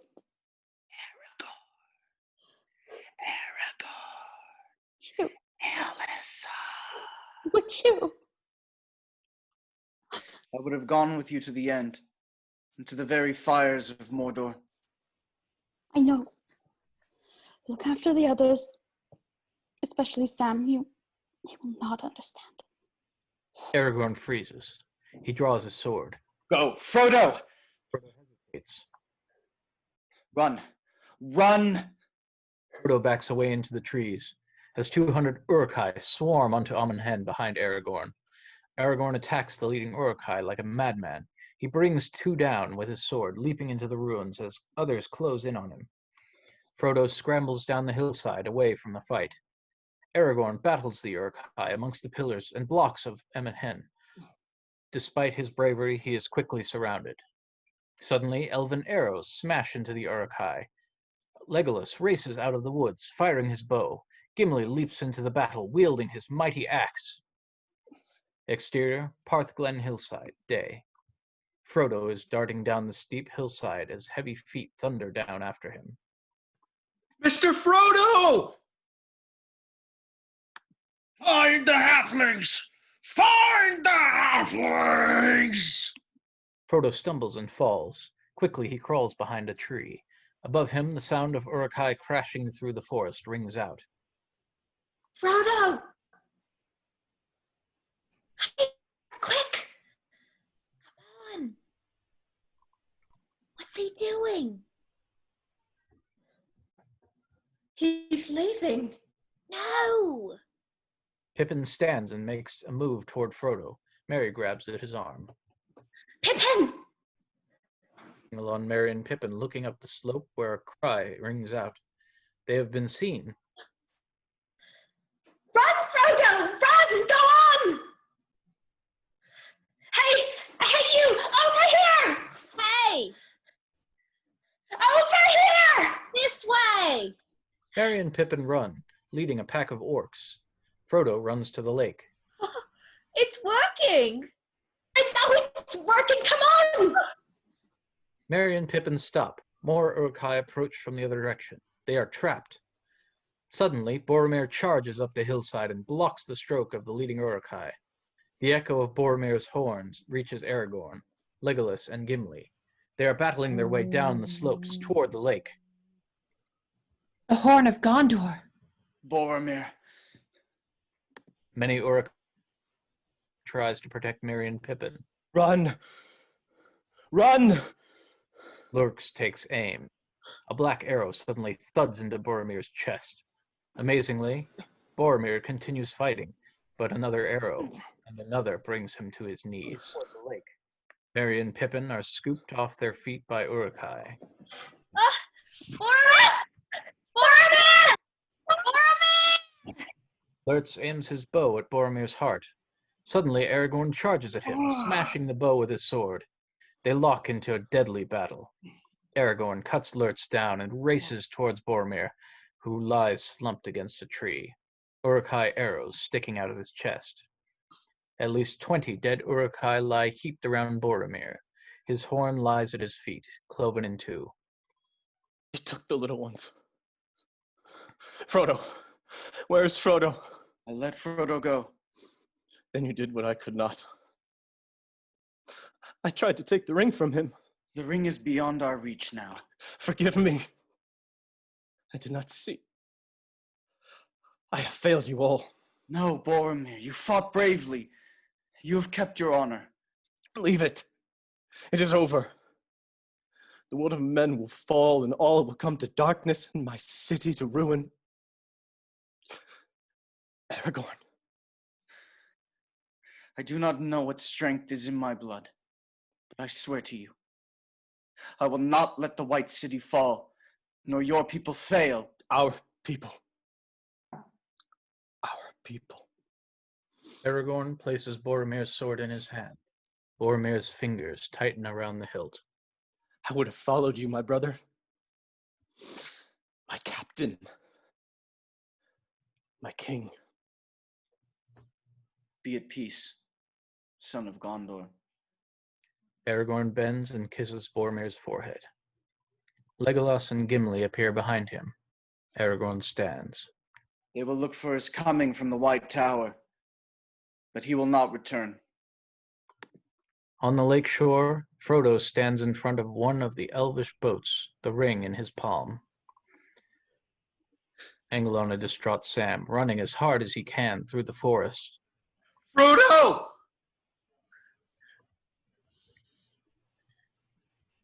I wish the ring had never come to me. I wish none of this had happened. So do all who live to see such times, but that is not for them to decide. All we have to decide is what to do with the time that is given to us. Sam bursts through the trees and runs toward the lake. Frodo is already paddling away. Not alone, Frodo! Mr. Frodo! Frodo in the boat, paddling steadfastly away from the shore, tears in his eyes. The voice of Sam carried on the wind. Frodo whispers to himself. Who's Sam? Sam looks at the water, then at the boat. Splash! Frodo turns to see Sam launching himself into the water. Go back, Sam! I'm going to Mordor alone. Sam splashes hopelessly toward the boat. Of course you are, and I'm coming with you. You can't swim! Sam starts to go under, sputtering and coughing. Frodo drops his paddle and scrambles backwards in the boat. Sam! Sam is underwater, hands flailing helplessly as he sinks. Frodo pulls a bedraggled and half-drowned Sam into the boat. Frodo and Sam look at each other, out of breath, tears and water streaming down both their faces. I made a promise, Mr. Frodo. A promise. To leave him, Samwise Gamgee. And I don't intend to. I don't mean to. Sam. Frodo starts to laugh through his tears. The two friends hug. Come on, then. The two hobbits row through the water. Exterior Falls of Voros, Ariel, day. Boromir is lying in one of the boats, his arms crossed his chest, his broken horn at his side. Suddenly, the boat plunges over the massive falls of Voros, disappearing into the vapor below. Exterior, shore of Nen Hithoel, day. Legolas pushes the last boat into the water. If we are quick, we will catch Frodo and Sam before nightfall. Aragorn looks toward the far shore. Frodo and Sam's small boat can be seen lying on the distant riverbank as Frodo and Sam make off into the forest beyond. You mean not to follow them? Frodo's fate is no longer in our hands. And it has all been in vain. The fellowship has failed. Not if we hold true to each other. We will not abandon Merry and Pippin to torment and death, not while we have strength left. Leave all that can be spared behind. We travel light. Let's hunt some orc. Yes! Aragorn, Legolas, and Gimli disappear into the woods, following the Uruk-hai trail. Frodo and Sam scramble onto a high ridge, a distant line of sawtoothed mountains below a dark, oppressive sky. Black volcanic smoke rises behind the mountains. Mordor. Mordor! I hope the others find a safer road. Strider will look after them. I don't suppose we'll ever see them again. We may yet, Mr. Frodo. We may. Sam. I'm glad you're here with me. The two hobbits set off towards Mordor. To be continued.